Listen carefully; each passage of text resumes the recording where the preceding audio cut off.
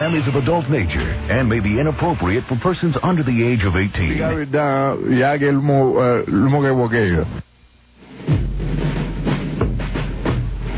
Unemployment, crime, drugs, Jamaicans, all big problems that must be addressed by New Yorkers. Let's see what people think about Howard Stern for governor. I think he's disgusting as a human being. I think he's a disgusting, poor excuse for a man. I'm not voting for him. Howard Stern is a nut. He'll never get my vote. Well, really, I ain't into Howard Stern, really. That's right. No comment. I couldn't get any comment on that. Nothing. I don't even think he's funny. I think he's disgusting. For to be an old man such as him acting like a pervert. What else are the voters saying? Negative position on the death penalty. It should never come about. It's more or less not for men, it's not for society. Killing somebody just because they killed another man? How's the government going to turn around and offer somebody to be killed just because they have authority? That's not right. Only God is the Lord giver. He gives and takes. For Christ's sake, aren't there any white people who want to comment on Governor Stern? I just don't like what he stands for and how he appears and everything else. I hate him. He's a pig. He couldn't do anything at all. He'd never get my vote under any conditions. Because I think he's degrading. Anything he says, I'm against. What kind of white people are these? Isn't there one intelligent, coherent patriot who will stand up for Howard Stern? How about you, Sanjeet? They're gonna return the death penalty, you know. And he says we're gonna make more safe, you know, street. Now that's using the old dot on your forehead. Here's another supporter of Howard Stern. He impressed me. He enlightened me on certain individual conversations that he had. Thanks, Einstein. Vote Howard Stern. I'm gonna tell you something. If Howard Stern becomes governor of New York, I would leave the United States of America. I'd rather go stay in Colombia someplace. You mean to tell me that if Howard Stern is governor, that guy leaves on a boat tomorrow? Don't you wish you could vote right now? Howard Stern has no friends. This commercial was paid for by a few of his acquaintances. Once again, good morning, everybody. I'm Roz Abrams here with Greg Hurst as we continue our complete live coverage of this blizzard of 96. And there in Carlstadt, you saw only limited travel on the roadway. That's been pretty much the way it has been area-wide. In fact, on the New Jersey Turnpike, no traffic with the exception of emergency vehicles. That, however, could change, which could be some good news. We're getting word that New Jersey Transit could be letting their buses roll. We're joined on the phone now by Penny Basford Hackett. Is that true, Penny? Yes, I've just been given word that the New Jersey Turnpike will reopen at 1 p.m. today to allow trucks through so that they can transport Miss America, Howard Stern's new book. How you like them apples? Oh, terrific. We knew it'd take something important like that. I understand that... Is this really Penny Hackett? I don't think so. You know, this happens all the time. We're in a serious situation, but we always get some guy that falls up. You gotta maintain a sense of humor. I guess you have to in situations like that. So we're going to check that information to make sure that that is correct. However, at this point, it sounds a little suspect to me that the New Jersey Turnpike could be opening back at 1 o'clock, considering that source. So we'll check into that just to make sure we're all on the same wavelength. We love country music out in Bristol. Rocket 95 is our concern. But when we turn the dials on all the radio, all we get is a yucky Howard Stern. Look, I know that this is your first day and you don't really know how things work around here, so I will tell you. You have no brain. No judgment calls are necessary. What you think means nothing. What you feel means nothing. You are here for me. You are here to protect my interests and to serve my needs. So while it may look like a little thing to you, when I ask for a packet of Sweet and Low, that's what I want. And it is your responsibility now to see that I get what I want. Am I clear? We so guilty We can't free O.J. He's so guilty. We can't free O.J. Let's string 'em up, let's string 'em up, let's string 'em up, let's string 'em up, let's string 'em up, let's string 'em up, let's string 'em up, let's string 'em up, hey up, let's string 'em up, let's string 'em up, let's string 'em up, let's string 'em up, let's string 'em up, let's string 'em up, let's string 'em up. In a jail cell, a tiny jail cell, O.J. can't sleep tonight. No white women, he'll use his left hand, and then he'll use his right. On the sidewalk, the bloody sidewalk, the O.J. sliced his wife. He was crouching and he'll be slouching with his 12-inch knife.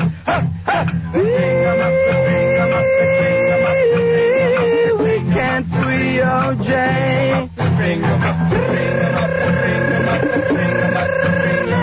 We can't free O.J. We know he knifed them, he really sliced them, and we must make him pay. He beat and stalked her as others corked her, though most blacks say no way. Ronald Goldman and Nicole Simpson sleep in the ground tonight. We should beat you, then let dogs eat you, for what you did's not right.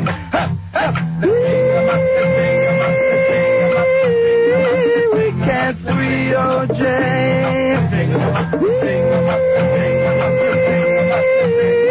We can't free O.J.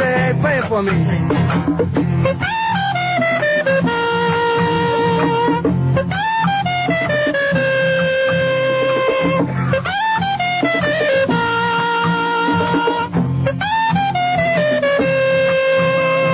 Like a turkey, O.J. that jerky carved off his young white wife.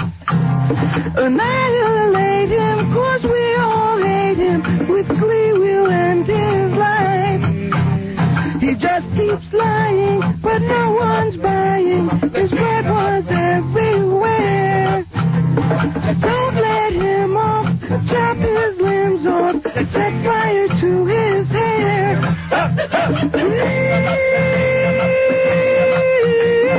We can't free O.J.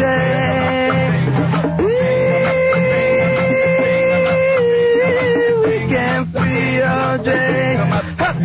Whoa, whoa, we can't free O.J.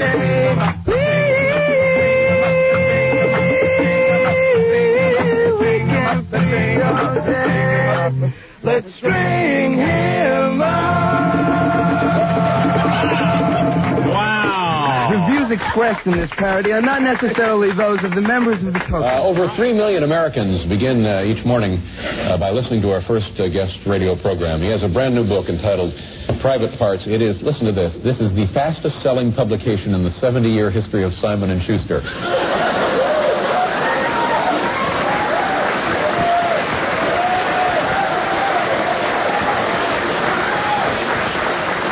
You know they're terribly proud. So, ladies and gentlemen, put the kids to bed. Folks, it's America's worst nightmare, Howard Stern.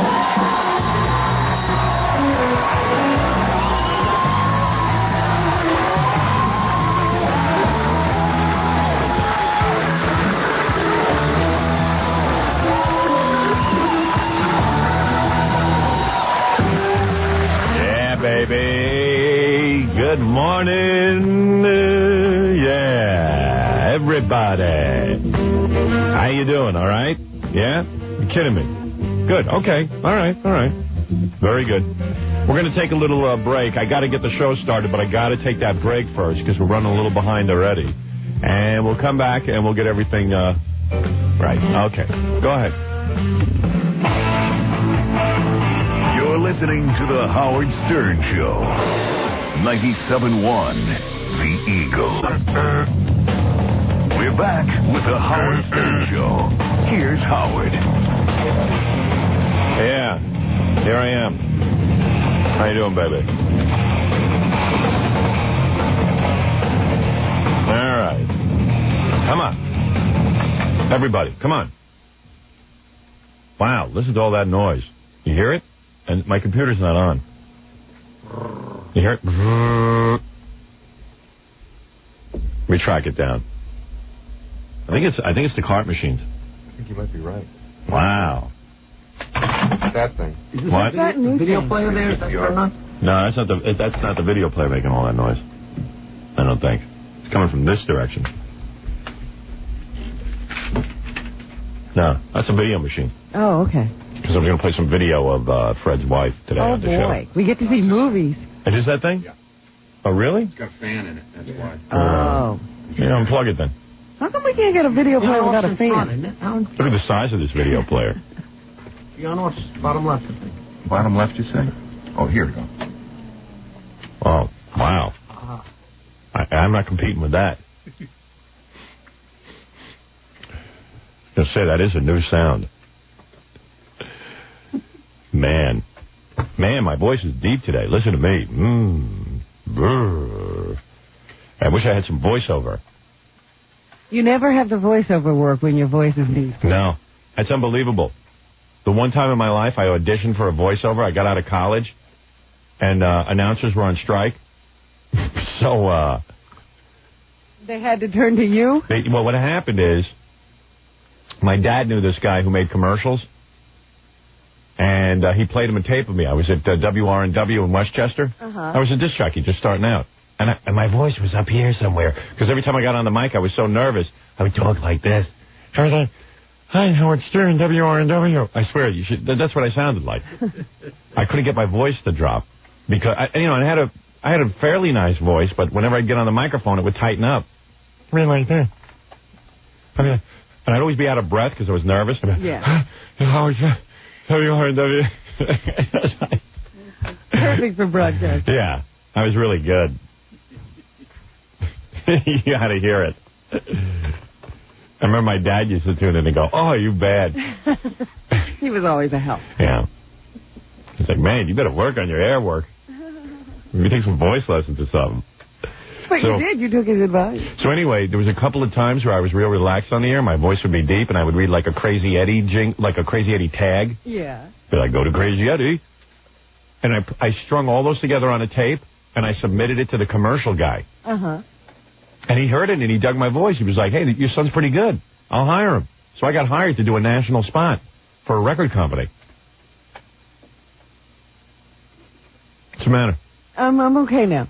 What, are your wires tangled up? Yeah, a little bit of problems with the electrical equipment over here, but I'm okay. Yeah, I see something going on. I was thinking I could get involved. No, it's fixed now. All right. So I got this national spot for a record company. And they told me to come down to the studio. Is this in New York? Yeah. It was a big break for me. And the name of the group was a black group named Voyage. Never heard of them. And no, but at the time they had a song that was kind of getting popular or something. I don't know, in black radio. So the copy was take a voyage with Voyage. And that's all you had to say.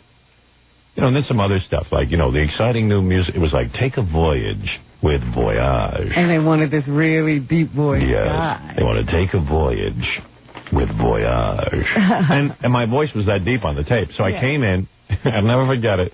Guy said, "Okay, go in that studio, kid, and just give us, a voyage with Voyage." Yeah, and I went like, let's take a voyage with Voyage. And it was like, what? He goes, "All right, why don't you take it again and get a little deeper?" And I was like, "Let's take a voyage with Voyage." And I couldn't, my voice would, I was so nervous. You couldn't duplicate what you heard on that tape at all? I said to the guy, "Let me just go back to my radio station. I'll cut it there, and then I'll send it to you." The guy was like, "No, we want to do it in a professional, this is where we do it." Yeah. But if I could have been relaxed in my own studio, I could have gotten my voice to drop. Take a voyage with Voyage. And I remember they never used the commercial. I wouldn't doubt it. I never heard it once. And they thought I sucked. Oh.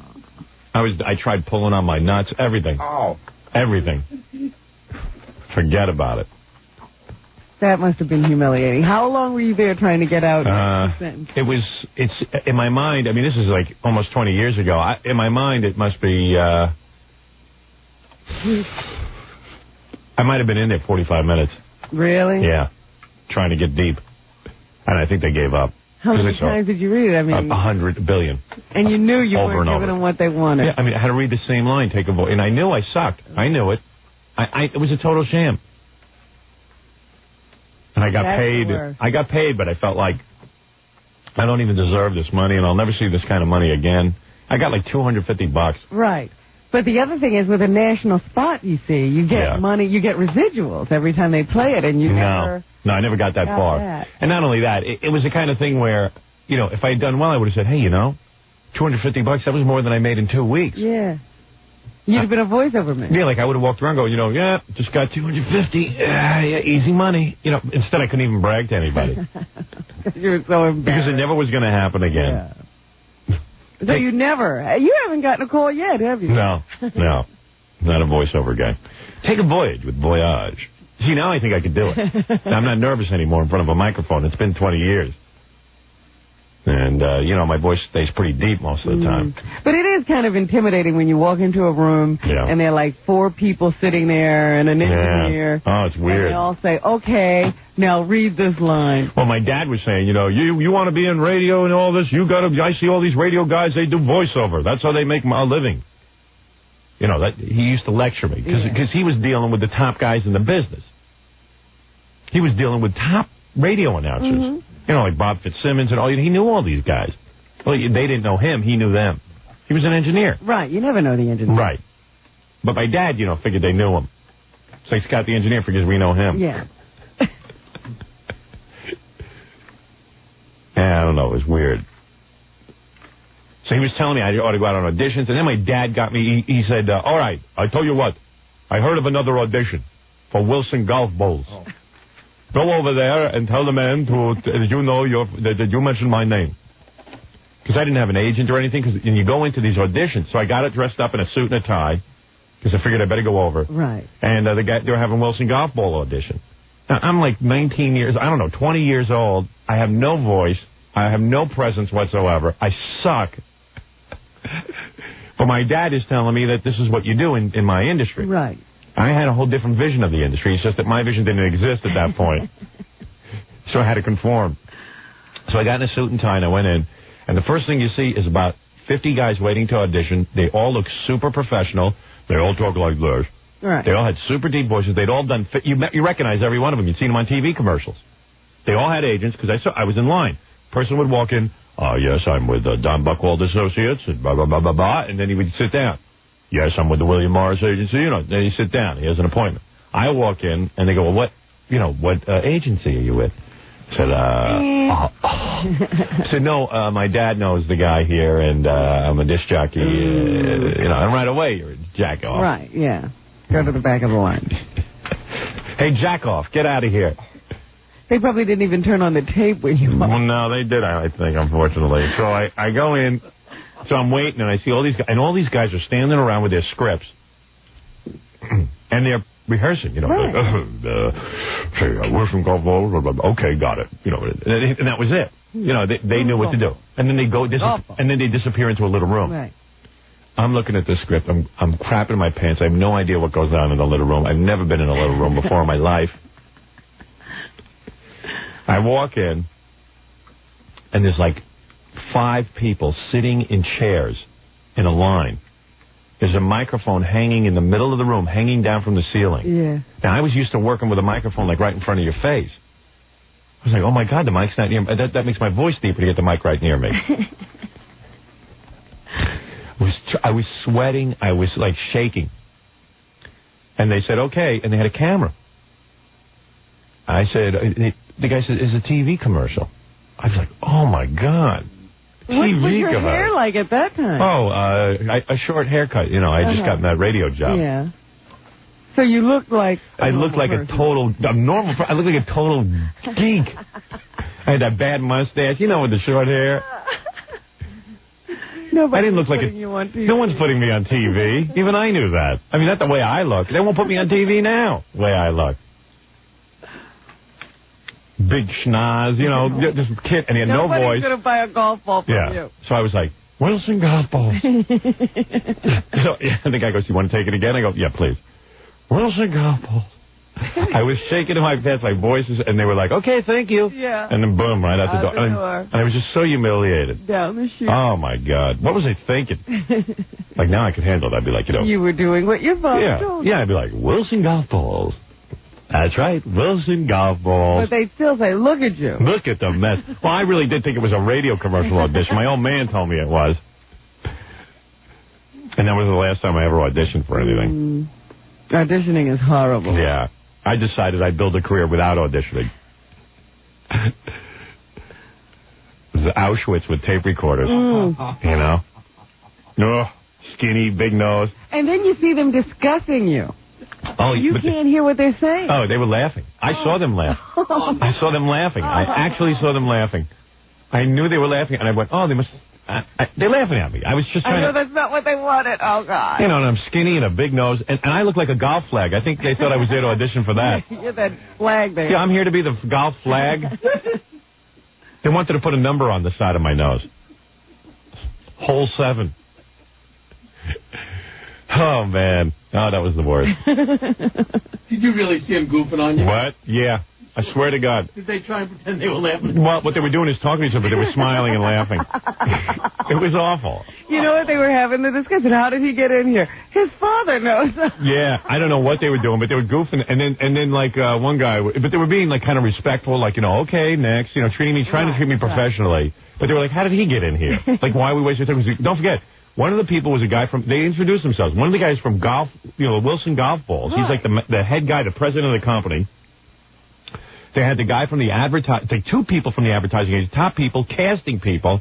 I mean, it's a big deal, a TV commercial, a national golf ball TV even commercial. one little line. They take great pains to choose the person. You know, you got guys like... the glass playing God, right? Yeah, well, no glass. They sit in the room with you. Oh, see, now they're behind a glass, and you're in a soundproof booth, and you only hear them talking. Oh, really? You just see their lips moving, and you have to guess what they're saying. No, they were in the room with me, and I told you, a cheap little microphone was hanging off a wire and a piece of tape. Yeah. And like a big camera, like a video camera. But like the old 20 years ago, they had junky video cameras. Right, big clunky. Big clunky thing. So it was like, oh my God, there's a camera on me. They never had a camera on me in my life. I thought they were behind glass and you had right, and you couldn't hear them. Yeah. No, I heard everything. I said I'm snickering. They were like, like that. Yeah, it was awful. I was being goofed on. It was awful. It was awful. Did they have one of those clunky old tape recorders too, with the knobs turning? Yeah. Wait a minute, let me rewind. You can do it again. That's why I wanted to get out of the business. My father was like, "Well, you've got to learn to do voiceover." And meanwhile, you got to realize, guys like Jason Robards are auditioning in front of you. Yeah. You know, theater guys, actors with deep voices. You know, they're like Wilson Golf Balls. I know, that's what you get in New York. Yeah. I was once sitting at an audition, and the woman next to me, I had just seen her on Broadway the night before. I was like, oh, my God. Yeah. I mean, and these guys are, you know, Wilson Golf Balls, the best in the business. You know, it was just outrageous. I mean, they've been growing those voices for about 500 years. Yeah, and they're stage actors. They get in front of a camera, these guys orgasm. Yeah. It was a douchebag. And it is intimidating to see them all out there rehearsing like they know what to do. Yeah, you got Jason Robards rehearsing in front of you. Yeah. Wilson Golf Balls. You know, it's like, oh, man, that was good. Why would they hire me? They go, Wilson Golf Balls. Wilson Golf Balls. Wilson Golf Balls. Yeah, like they have 10 billion ways of saying Wilson Golf Balls. Can you give me Wilson Golf Balls happy? Sure, no problem. Wilson Golf Balls? It's like, okay. No question at the end. Right. You keep it... all right. Wilson Golf Balls. It was like they got 20 different reads. That's right. It's I had one read. It was like, Wilson Golf Balls. I was so bad. I wish I had a tape of it. Oh man. They didn't even let me finish. They had enough of you. Yeah, They had me right out the door. Because, you know, they're embarrassed, too. And, you know, because when you bring the agency and the company head in, they want to see the top-notch people. In fact, the agency has assured the company president that there's only top-notch people involved. Yeah, they don't want to see somebody's nepotism. How in the hell did you get in here? Yeah, it's weird. And I remember coming home all dejected and thinking of getting out of the business. It's always helpful for your ego, too. Yeah, well, my old man was always getting me interviews. He was, like, real worried about me. So here I was out of college, and I couldn't get a job in radio. So he knew the guy at, my dad knew the guy at WKTU, which was this station. Yes. It used to be called WKTU. And they were soft rock. And my dad knew the program director. He knew the guy who owned the place, this guy, Ed Cosman. Uh-huh. He was the guy who ran this place. And he called up Ed Cosman and said, can you get my son an interview with the program director? He has a tape. Uh-huh. I sent him my college tape. So they did a favor for my dad and interviewed me. Yes. And this guy Cosman got me in a room. He goes, let me ask you something. He's like real gruff and everything. He was like, let me ask you something. He goes, I heard your tape. Why don't you go into sales? I heard your tape going. Go into sales. He goes, did you ever think about sales? I go, no, I mean, I have thought about it, but I don't think I'd really be very good at it. Oh. And the guy was really... Cosman was the owner. He didn't even give it to the program director. I don't know what happened. They wouldn't let me talk to the program director. His name was Larry Miller, who was a real big deal. I don't know where he is now, but he was a big deal in radio. And I don't even think he would even talk to me, the program director. But this guy Cosman did it as a favor. He was like the general manager. He was even like, he ran the whole chain. Yeah. And I'm sitting there with this guy, and I know there's no way I'm ready to even talk to this guy. Yeah, there's no way you should be in his office. Yeah, I was embarrassed, and he was right. I should have been in sales. He was right. I mean, I didn't fault the guy. I didn't think he was mean. I thought he was a nice guy. He was like, hey, at least he's seeing me. But I know. Do you think you could have... I wanted to apologize to him and just say, I shouldn't be here with you. But do you think... See, I'm wondering why... I'm sure your father, every once in a while, must have gotten a spot where they just said, have some guy voice this. Yeah. And he never called you to do anything. No, but they never give you that. I have had engineers really? Do that with me. They call me in and say, I just need a voice on this, and they give me just put your voice on it. Yeah, but you're a little different. Well, I'm just saying, your father surely got... No, he wouldn't call his son. Of course not. Going to end his business? Yeah. So McDonald's. No. I was awful. And my father, wanted to he had a contact, so he did it. And he even knew it was stupid, but he just felt like this was something a dad should do. Well, maybe he thought this would discourage you enough to go into something else. If you found out from another guy. Well, my dad tried that. He knew a guy in advertising. Uh-huh. And this guy was the meanest son of a bitch on 2 feet. My father had to work with him. Uh-huh. So this guy didn't get along with anybody except my father. Tell you how mean the guy was. So mean, like his wife killed himself. Yeah, right. No one could stand to be around the guy. He's a tough guy. So my dad, thinking that he's got to get me out of this radio thing, he sends me up to have my tape evaluated by this guy. All right. And you knew how mean the guy was? He was the head. I didn't know anything about him. Sends me up there, and he talked to me. He seemed pretty reasonable. He listened to my tape, and he says, I'll call your father and discuss it with him. And I left. And the guy spoke to my dad, and he said to my dad, his tape's really good. Really? Yeah, he said he's got a future. And my father was like, what? You weren't supposed to say that. Yeah. My father said, this guy, he said that your tape was good. It was like a punch to the head. Because that was going to be the final blow to get me out of this radio notion. Oh, that's funny. So where's that guy now? I don't know. I can ask my dad. He must be an old guy by now. You should thank him. Please. Look what he discovered. Yeah, it's a discovery. He thought my tape was good. He says, it's not bad. But don't forget, it was all the best moments. The best stuff you had. It was the tape that when I had a deep voice. Yeah. Every once in a while. I would tape everything. Your fake tape. Yeah. And most of the only thing I did really good back then was read Crazy Eddie tags. For some reason, I could read a Crazy Eddie tag, like, really good. Really? Yeah, because it just seemed easy. Because I always heard it on the radio. It was like, Crazy Eddie, his prices are insane. And I always got relaxed during the Crazy Eddie tag. And swear to God. The job was taken. Yeah.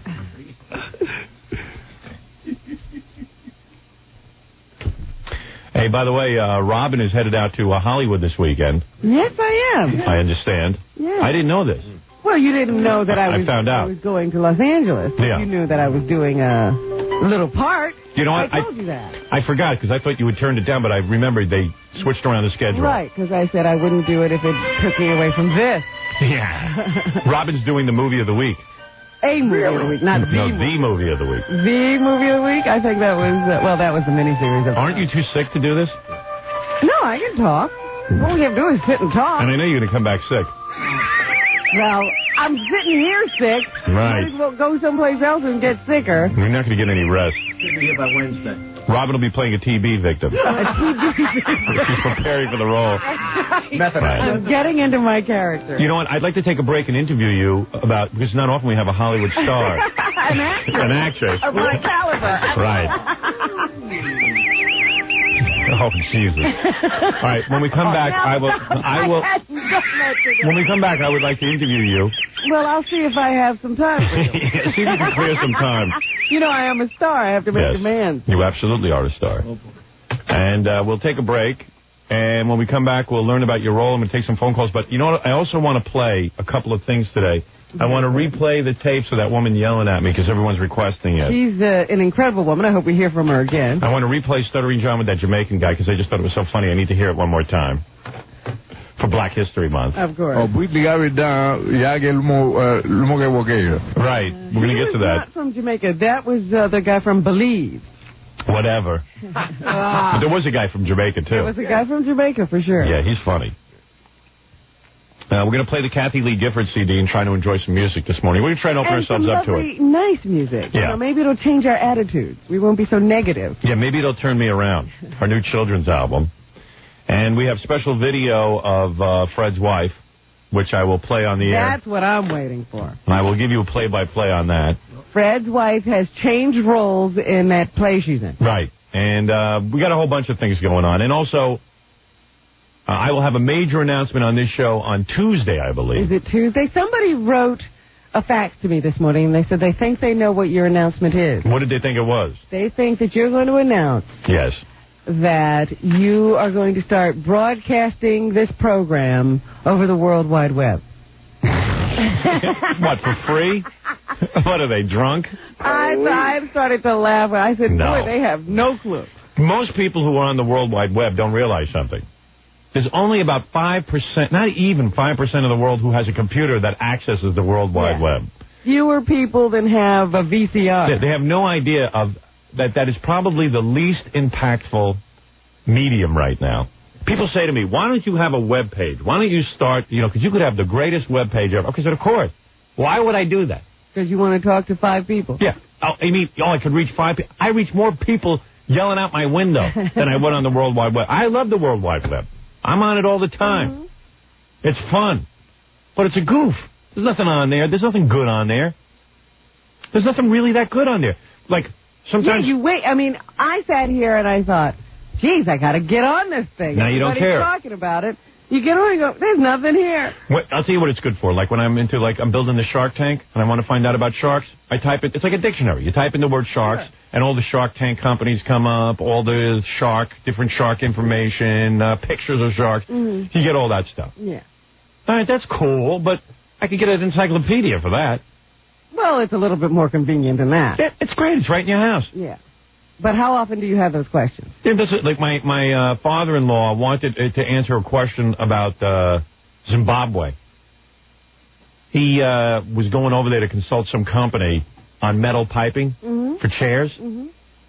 So I typed in metal chair piping Zimbabwe. And you got something? I got something. It took me an hour, but I got something. That's amazing. That's cool. Yeah. But they don't understand that there's maybe... I don't even think it's 3% of the country has access to the World Wide Web. I don't even think that much. And what it is like whenever you get to something cool, like you come on to like a magazine, and the magazine is, like let's say you come up like Time Magazine has a web page. They don't show you the pages from Time Magazine. No.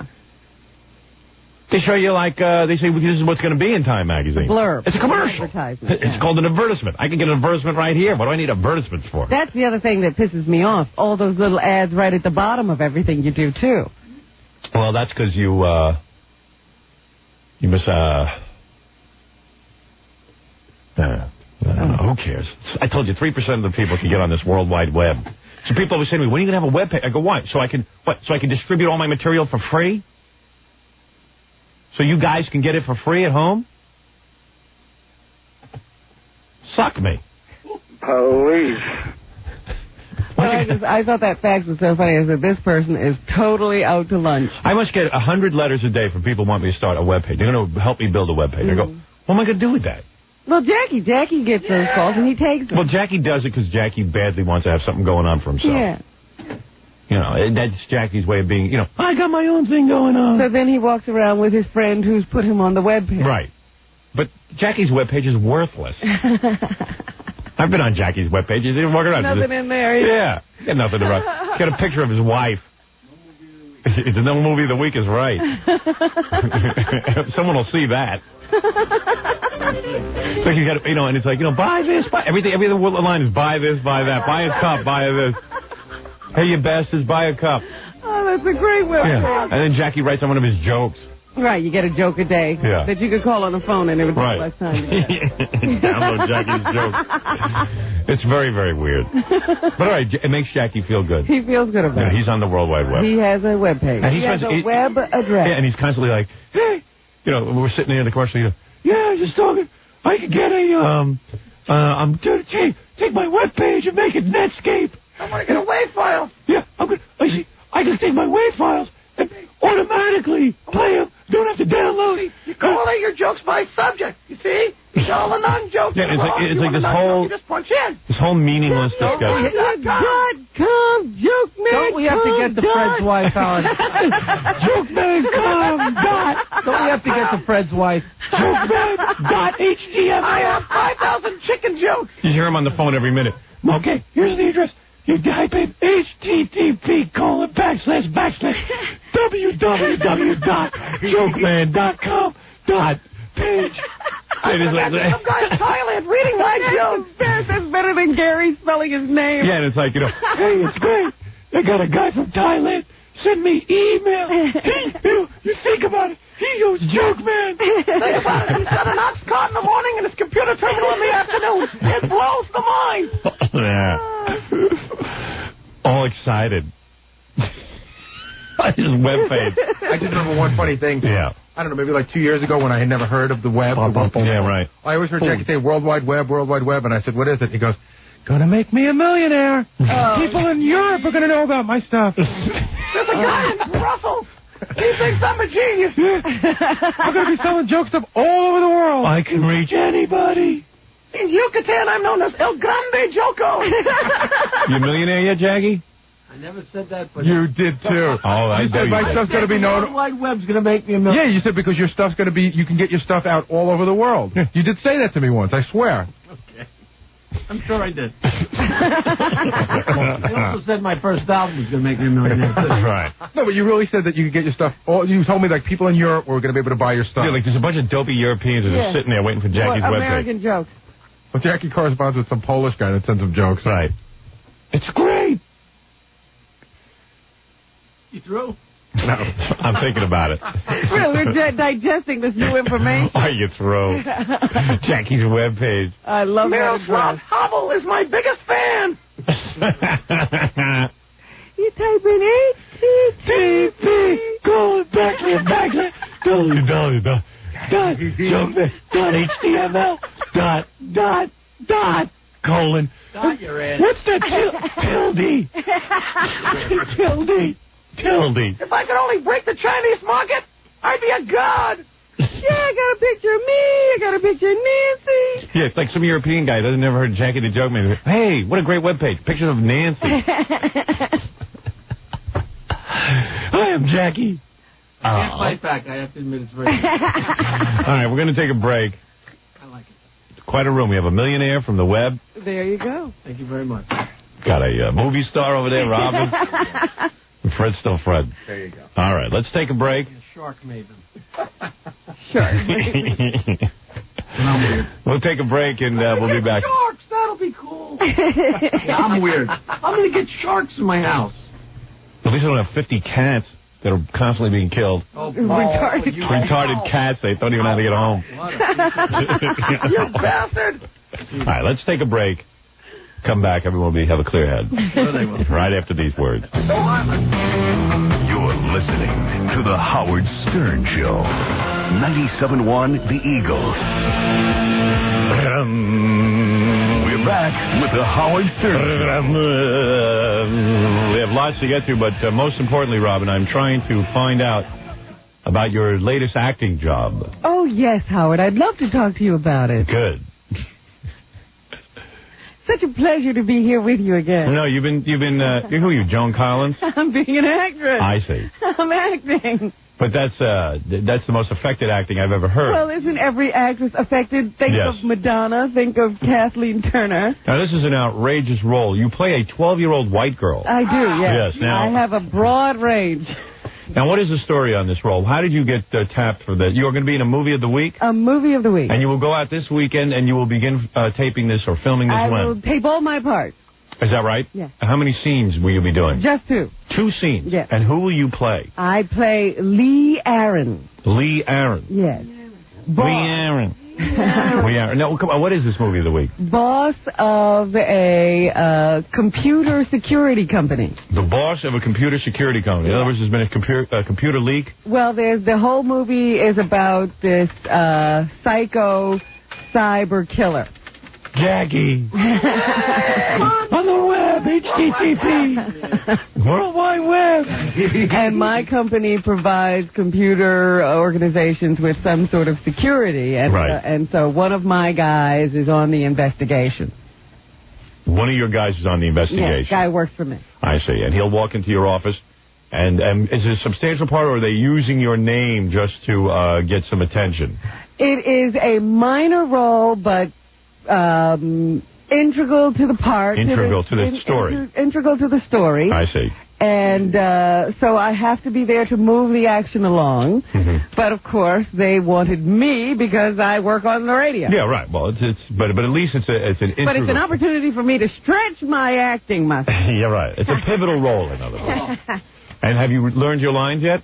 I have been. I don't. You know, my technique is not to be. Not to have my lines learned by rote. Yes. I like to be familiar, but not... I don't have them memorized. That is my technique. Right. That is my technique, so too, because I have no memory. Natural. Yeah. And that it sounds like I just thought of it. Good luck. This is the way I work. Yeah. It's not so easy, is it? Oh, I have an incredible ability to memorize, yeah. Yeah, memorizing is tough for me. No, all I have to do is... When I was in school and I had to learn those French dialogues... Yeah. I'd read them once before I went to sleep, and in the morning they'd be there. Really? Yeah. Damn. Yeah, I have that kind of ability. That's pretty good. All right. Well, I caused a lot of whispering in the room. So the scene is between you and one guy? One scene is between me and one guy, then the other scene is between me and the 2 principals. I see. And who are the principals? You would have to ask. Yeah, who is that? That you didn't memorize. No. That's you don't know? much more important than my role. No, but seriously, like, who are some of the stars you'll be working with? See, I'm going to say this guy's name and mangle it again. Yeah, what is it? It's all right. Ed... Bedanadero? Molinaro? Oh, Ed Molinaro. Molinaro. Yeah. Molinaro? That's the guy from Happy Days, who was the guy who ran the restaurant. No. Al. I don't know who I'm acting with, Ben. Ed Molinaro. He's the guy on Happy Days. And then he would go into Al's Diner. No, that's not the guy. Who am I acting with, Gary? You seem to know the name. Ed Marinaro. Marinaro. And Ed was one of the cops on Hill Street Blues. Yeah, I know that. And he was a football player, famous football player, college, I think. I see. And who's the broad? I don't know. They didn't. That's not in my script. All I know is character You names. mean they only give you a certain amount of pages? They don't give you the whole script? No, I have the whole script, but they don't have the actors' names, and they have character names. Is this shot on film or on videotape? I have no clue. Right. And whose production is this? Do you have any idea? I have no clue. No clue. Nor do you care. All of that is taken care of by my people. I'm an artist. Right. How much are you making? Do you have any idea of that? I do know that. I know what gets me out of bed. You're not doing this for fun. Oh, no. No. All right. Hey, someone's got to pay for those horseback riding lessons. It's like Joan Collins is suing Random House? Yes. I got to tell you something. This Random House, everybody who works as an entertainer for a living should be holding up signs and screaming about Random House. Anybody who's not working right now should be at Random House with a picket sign. That's right. We're working, so we can't go over. But anybody who writes for a living, anybody who is an actor or an actress or a performer of some kind, even football players, should be over at the Joan Collins trial supporting this woman. I'll tell you why. I'm not a Joan Collins fan. I mean, I don't have any feeling about her whatsoever. But I see what they're putting her through. They're putting her teat through the ringer. This is an assassination attempt without a gun. Yeah. That's T-E-E-T. I don't think that's how you spell it. Yeah. T-E-A-T. Yeah. It's a cow teat. You can say that. Yeah. I looked it up. But please spell it correctly. Yeah, so, yeah. Anyway, the deal there is that they hired her to write 2 books, Joan Collins, Random House. Okay? They hired her to write 2 books. Why would you take 2 books from a person who's never written anything? I don't know, but they hired her to write 2 books. And they gave her a $1.3 million advance. And they agreed to pay a total of $4 million when both books were turned in. Right. Okay, that's the contract. Contract doesn't call for an evaluation of these books or whatever, but okay. She handed in 2 books, which, by the way, that Yenta Cindy Adams got a hold of. She read them. She said, yeah, they're real books, and they're good. They're not even bad. They're good books. The problem is Random House made a bad deal. Right. This Swifty Lazar was her agent. She must have been hot at the time with Dynasty or something. Who the hell knows what it was, a write-off of Dynasty. I don't remember exactly what was going on with her. You know, her sister's Jackie Collins. He negotiated a very good deal for this Joan Collins. Yeah, because they're not autobiographies. They're novels. They're novels. And quite frankly, as novels go, it's not even badly written. It's a novel.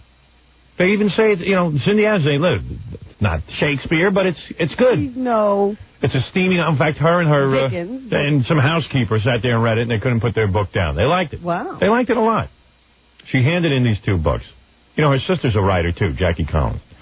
So this guy, Swifty Lazar, who's now dead, who wore these big power glasses that could melt ants. I think that's how he got those deals. Yeah. He scared people with his glasses. He threatened to burn them. So, once he died, they were afraid of Swifty Lazar, so they wouldn't mess around with Joan Collins. Once he died, they decided to say, hey, screw this. What are we paying her? Why are we giving Joan Collins $4 million? There's no reason to pay her $4 million. And they're right, there isn't. If she sells books, then they'll pay her. But they made a bad deal, and now what they've decided to do is not pay her. They want their $1.3 million back, and they're not going to pay her the rest of the money. What they have decided to do is not only not give her the rest of the money, they've decided to rob her because she actually did the work. Right. She did it. She did the deal. So they got her on the stand. They're going to try and embarrass her. They're doing the whole thing. I thought it was just bizarre. She was called by the prosecution as a hostile witness to testify against herself. I know.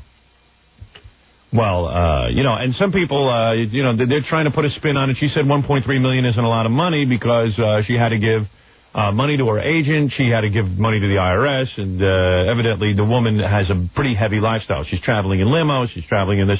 And as Cindy Adams says, well, the woman's a big star. This is how she traveled. This is. Yeah, for once I have to agree with Cindy. Yeah. This is how she lives. Yeah, I got to admit, Cindy hit it right for once. That's why she got the gig in the first place. Exactly. And when you're a star, you got to shine brighter than everyone else, and you travel around with a whole entourage. And she says stars live differently than most of us. That's why they're called stars.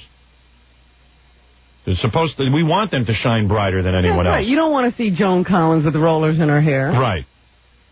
Now, Cindy Adams writes, and where is she getting her money? Well, she isn't borrowing from me, and she isn't stealing. She's earning it. Part of how she earns it is by writing books. If she decides to blow it on limos and hair pieces or designer clothing, that's her business, not ours. Yeah, some people might be aghast at $1.3 million disappearing already. Like she didn't save it and then try to live on it the rest of her life. No. Right. She has a high overhead, and she needed the money to continue it. It's her business how she decides to spend it. She was lucky enough to get it. Hey, I admit, I'm jealous. Yeah, I wish I could work as that deal. Right. So, what did she do? I'm reading now from Cindy. She met her publisher's contractual obligations. She brought her manuscripts in on time. The thing is, she had a smart-ass agent, so this multi-million-buck publishing house maybe paid too much, and now they don't want to pay. So they're trying to weasel out of their obligations, and that's not right. If you owe, you pay. You can't con a conner. The reason I relate so well to this, I'm in the middle of a lawsuit against Evergreen Media. They signed me up in Chicago. I was already in FCC trouble. They understood it. They're listen, they've been around the broadcasting business a long time. They're not novices. But they're really not honorable people. They fired me, and they fired me because they put me on a dump AM radio station where no one has been able to get ratings. I told them, give it 3 years and I'll get you ratings. It's just an AM station, and it takes longer. They decided not to give it time. They decided to throw me off and ruin my reputation. And then on top of that, the scumbags decide not to pay. Scott Ginsburg is the president of that company. Him and his dad, I think, own it or something. I don't know. I'm not sure who owns it. But I know Scott Ginsburg owns it. And I'll go into Scott Ginsburg's past and everything else on the radio. I don't mind doing it. He's trying to ruin my reputation. And he's trying to weasel out of a contract. He made a contract. He doesn't want to pay. He decided, I don't want to pay. And they would rather pay lawyers. And I know what they're paying their lawyers. They're paying a fortune. They could have paid me off my money already, what they paid their lawyers. They want to teach me a lesson. They've wanted to teach me a lesson since they hired me. They were calling the first month after they hired me. Where's our ratings? Where's that? I said, guys, you can put any one of your performers on this AM station. They're not going to get ratings overnight. They took one of their performers who's been performing for over 20 years on this station, Steve Dahl. He can't get a rating point. This guy can't buy a hoop. It's a tough sell. But these guys were giving me the flim-flam. I knew what was going on. I knew the time I'd have to invest in Chicago in order to make it happen. But they decided to change formats. And you know what? Why pay Stern the money? So this is what goes on. You make contracts. And by the way, their reason is, it had nothing to do with ratings. He was in FCC trouble. Well, I was in FCC trouble before when they hired me. Met them. Yeah. Not only when I met them, they said, we already know all about the FCC. We've had FCC problems with our performers, and we've taken care of it, and we know more about the FCC than you guys do. I mean, they not only with... Really? You discussed it? On numerous occasions. They were so aware of what was going on, it's not even funny. They were calling us amateurs, okay? So there is no doubt that these guys are just trying to, weasel out of a contract. It's the same exact thing over and over again. What's the point of making contracts if some judge can't evaluate it, look at it? My question. Why is this woman being publicly humiliated? I don't know. When there is a contract. Right. The terms of the very easy. Did she do, what does the contract say she's supposed to do? Right. Did she hand in a book? Did she hand in a book? Was it written? Did it have a beginning, middle, and end? What are the criteria for the book? Did she meet the criteria? She met the criteria. What did you say you were going to do? You're going to pay her $4 million. Give her the $4 million. Let the judge read the book, see there's a book, and that's it. That's the end of the case. Pay off the $4 million. And let me tell you something. These contracts themselves cost a fortune to create. I had to hire all kind of lawyers to make sure we were protected in this. Mm-hmm. But once you get them down on paper... It's no good. They mean nothing. They mean nothing. It's meaningless. It means nothing. It is meaningless. That's why it's almost like, Why bother to go through that process? Right. Just pay me and, I'll call it quits when I want to. You call it quits when you want to. Oh, but I guarantee you that if in Chicago I suddenly got an offer from a better station, an FM station, I decide to leave. If I had just left and broken my contract, they wouldn't have liked it. They would have raised the roof. Oh, forget it. I couldn't break the contract. Are you kidding me? I would have gotten clobbered. I don't mind that they fired me. You want to fire me, that's your business. But you got to abide by the contract. You got to. I had the same situation in Washington years ago. I was working at a station in Washington. They decided to fire me. They made a contract with me. And they decided I'm not going to pay. They fired me 2 months early before the contract ended, and they decided they're not going to pay me. They said, you already have a contract with NBC. We're not paying you. Just like that. I had to go. So at the time, I had zero money, and I went to my union. I could not afford to hire a lawyer. And I said to my union, what are you going to do about this? Oh, we don't know. You're Howard Stern. You're very controversial. I said, wait a second. Who cares what? I'm controversial. You get the hell in there. I said, you guys are in the union. You're going to let these guys welch? And they went and they fought with the radio station and got me my money. I had to push the union. So what the hell good is having a union if you guys aren't going to stand up to guys who break contracts in radio? A union that automatically takes your dues. You never get to say whether you want to join or not. Right. I said, I don't mind being a member if you guys are going to stick up for me when I need you. I had to hire 2 lawyers to go plead my case to the union. Yeah. I was like in shock.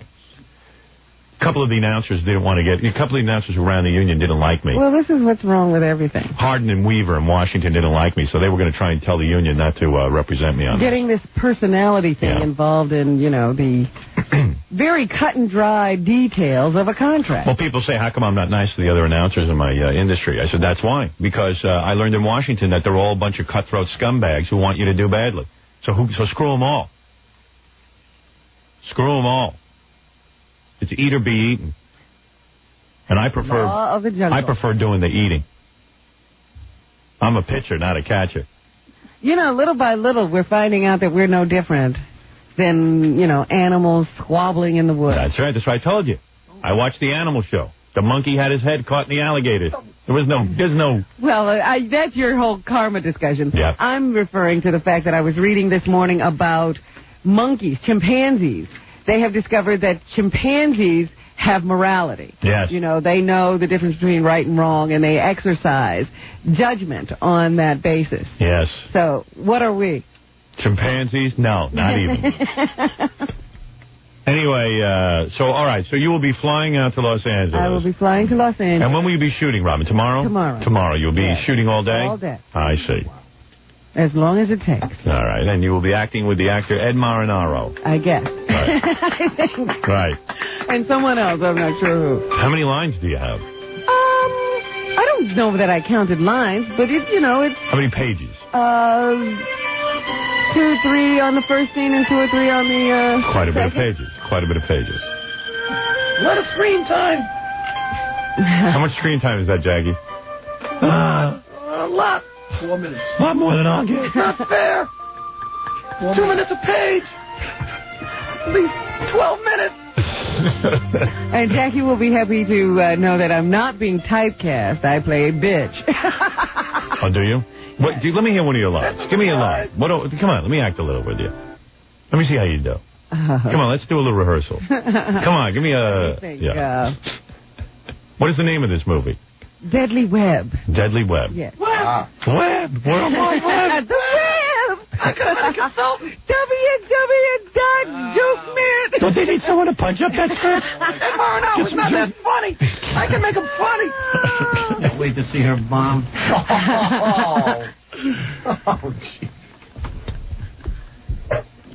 Give me a line. There you are, sitting behind the desk. Ed Marinaro walks in, and what do you say? He goes, your line is, go ahead. Ms. Aaron. What do I say? Ms. Aaron? Ms. I'm mad at you? Aaron. All I say is Ms. Aaron? I wave you over. Here's, I see you walking through. I'm sitting there checking something on a computer. I wave you Am I interrupting you? No, I wave you over. Yeah. Because you're coming into work. Right. And this is the boss telling you to come in here. Yes, Ms. Aaron? No, Ms. Aaron. You're indignant. I'm what? You're indignant. Oh, I'm pissed off. Yeah, you don't. It's like having to come see the principal, but you don't feel you need to. All right, let me get into it. Let me get into my part. I have to do my breathing techniques. No, it's my breathing techniques for my part. Over there and walk into the room, make it realistic. He can sit there. Ms. Aaron, is that good? Thank you. I think it's like How was that? Ms. Aaron. Oh, okay. I see what you want. Okay. You got to direct me. I'm walking I in don't cold. know anything. I'm directing you. This is how I figure it. Ms. Aaron? We've worked together for 5 years. Don't you think you could call me Lee? Lee? Well, no. You don't answer me. Oh, I'm sorry. You're just indignant. I'm sorry, Massa. All right, let's start again. I don't have to say anything? All right, let me walk in. You know what it is? I'm sitting down. That's the problem. Oh, Lord, what walk? I'm out of breath from walking. All right, you ready? Here we go. Here's the scene. You ready? Yeah. Ms. Aaron? You've known me for 5 years. You think you could call me Lee? Okay, while you're thinking about it, want to explain this? What? What am I supposed to say? That's it? All right, that was pretty good. You were good. Don't you think she was good? She's coughing. Are you going to cough in the... I'm not going to laugh. Nothing funny about that. Why don't you use your British accent? Play it as a British person. Hello. That'll really... Don't you think you could call me Miss? Don't you think you could call me Lee? What, mate? We've known each other for 27 years. We've known each other for 5 years. Don't you think you could call me Lee? There you go. There you go. Oh, that'd be great. While you're thinking about it, why don't you explain this? You stupid twit. You jack-off football player. Ed Marinaro bastard. WorldNet Cyber Cop vows to capture killer computer whiz. Hey, that was pretty good. That was pretty good acting. I like that. I'd watch that. What are you going to do? A talk show next? Well, there you go. Look at you over there. What the hell are you doing?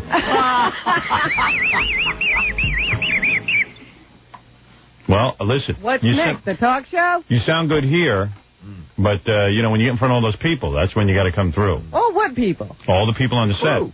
And the crew, you might be intimidated by... I get into my role. I don't see any people. Really? I'm there. Good for you. All right.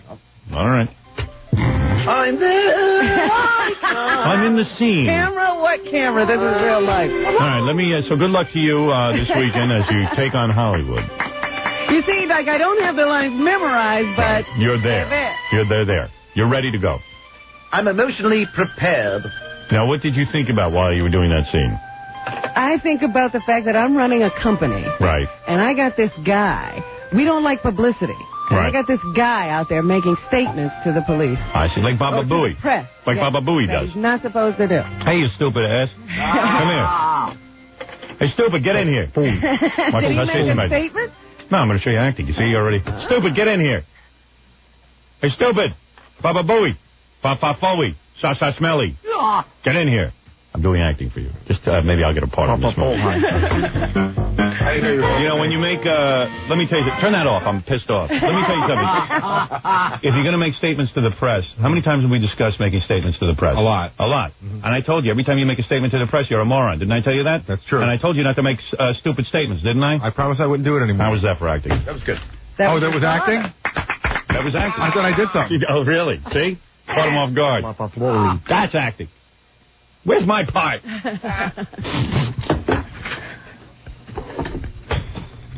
Maybe we ought to send E along, Robin, to do a documentary on your acting. There you go.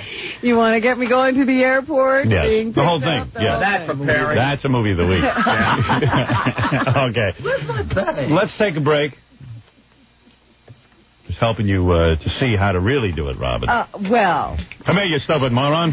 What did I tell you, Ed Marinaro, you jack-off bastard? I don't get to write my part. I see. I have to do the lines. That's what acting is, Howard. I see.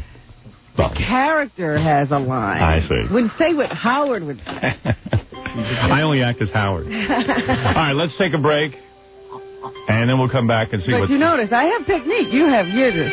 I'm just going by the seat of my pants. No, I understand. I try to teach you acting. I told you, hold out your hand. You recognize the subtlety of what was going on there. Right. It was very good.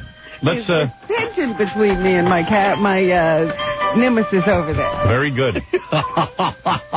I'd like him to be more a part of the company. Right. He wants to be the renegade, and I'm like, hey, call me Lee. Come on. Right, be a team player. We're friends here. Right. Even though I'm about to chew your butt. Right. I didn't get a lot of that, but you. But I'm not seeing the whole scene. It's subtle. Right. That's because I had to play it opposite you. Right. I sucked the energy out of the scene. Let's take a break. We'll be back right after. We'll come back, and I want to play the Stuttering John tapes. Okay. And I want to play that woman yelling at me, and I want to take the phone calls. We have a lot of show to get to. We'll be back right after these words. You're listening to The Howard Stern Show. 97.1 The Eagle. It's The Howard Stern Show. Here's Howard. Trying to get on my computer during the commercials, but I can't because someone at my house changed everything around. I see, that's the only bad thing about computers. Well, otherwise, my system works. But somebody went in there and changed everything. Human error. Human error messed me up. It's not the robot that did it. Well, all right, I can do the show without my notes. Yeah. Right, Robin? You better. Well, I tried. What was it? That little switch wasn't flipped back where it was supposed to? I don't know. I don't know exactly what it is. Are you getting an answer? It's not allowing me access. Oh. We were in there screwing around getting the Lotus Notes thing together. I'm going to set up a bulletin board for us to all write on. Mm-hmm. Wait and see. Well, you know what happens every time you add something to a computer. Yeah, messes me up. Friggin' humans. All over again. I love computers more than I do humans. Hey, by the way, tune in the E! Show tonight. See Fred the Elephant Boy at the Billboard Awards. Ooh. Don't miss tonight's classic episode when our E! cameras follow Fred the Elephant Boy to the Billboard Radio Awards. You won an award and you sent Elephant Boy to retrieve it. Watch the confusion, the hysteria when Elephant Boy takes over the mic to accept a prestigious award for me tonight. I can't wait. Only on E! It is a world classic premiere. Must-see TV on E! That's right. Fifi. Jackie Penthouse Joke Page Martling. Get the hysterical 2-hour video of his wild game Stump the Joke Man. Only $15 plus $4 shipping and handling. Jokeland special, buy two, get one free. Call 1-800-323-KING. Now, tomorrow night, this is going to be great. Are there any tickets left?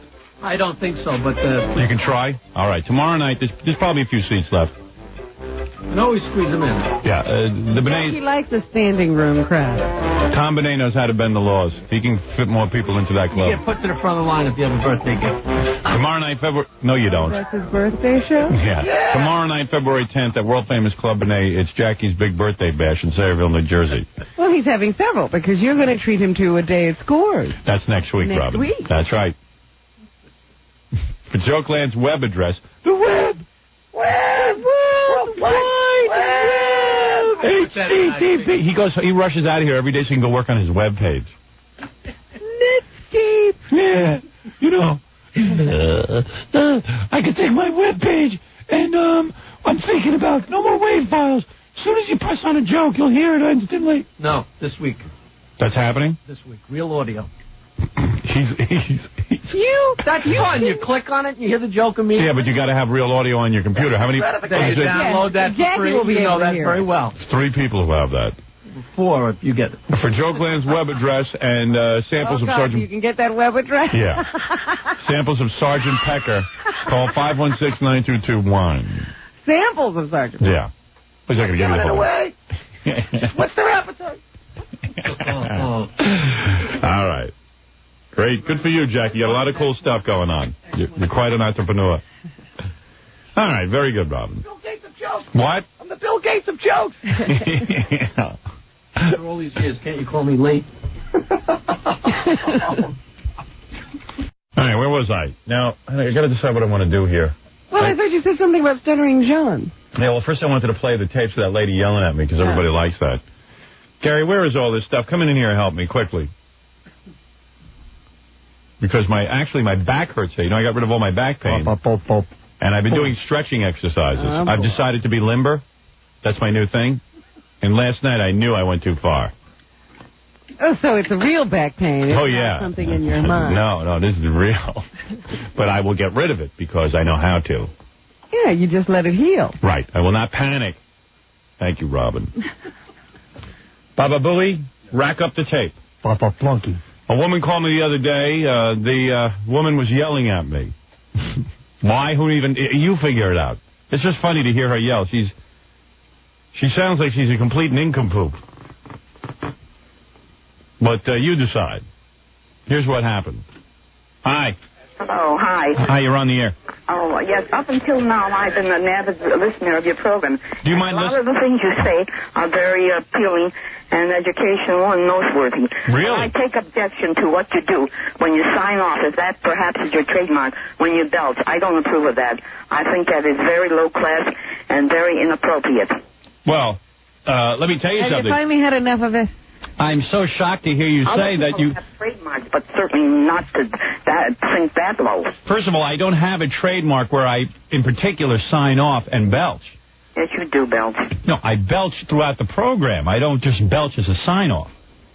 That's number one. I don't know how you would assume that I use that as a signature. Well, I just happen to have it on, and I heard that. It's very frequently you have it on. I'm not exaggerating, but I like to take exception with that. How old are you? Free speech, you know.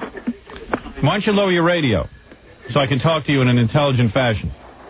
Are you insulting me now? No, I said, why don't you lower your radio so I can talk to you? All right. Is that better? Old crow.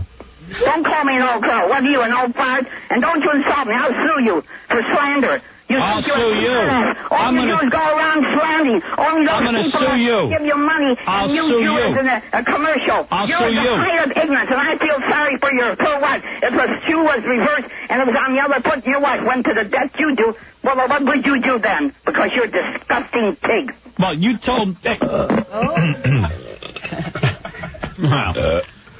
How dare she, Rob? Why you set her off?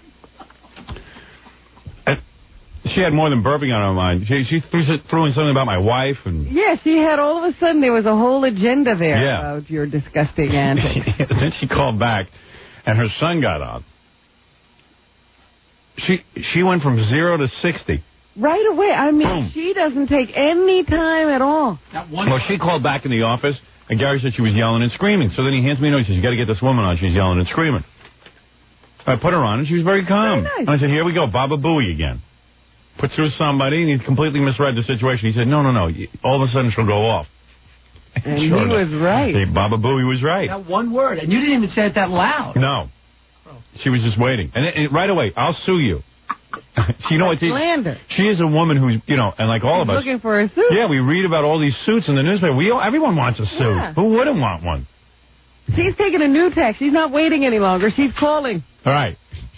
She's going to call, and so she'll have a suit. All right. So here she called back with her son. Hello, you're on the air. First of all, Mr. Stern, my mother's a decent woman, and she's respectful. I don't think your mother is a decent woman. I think she's got a foul mouth.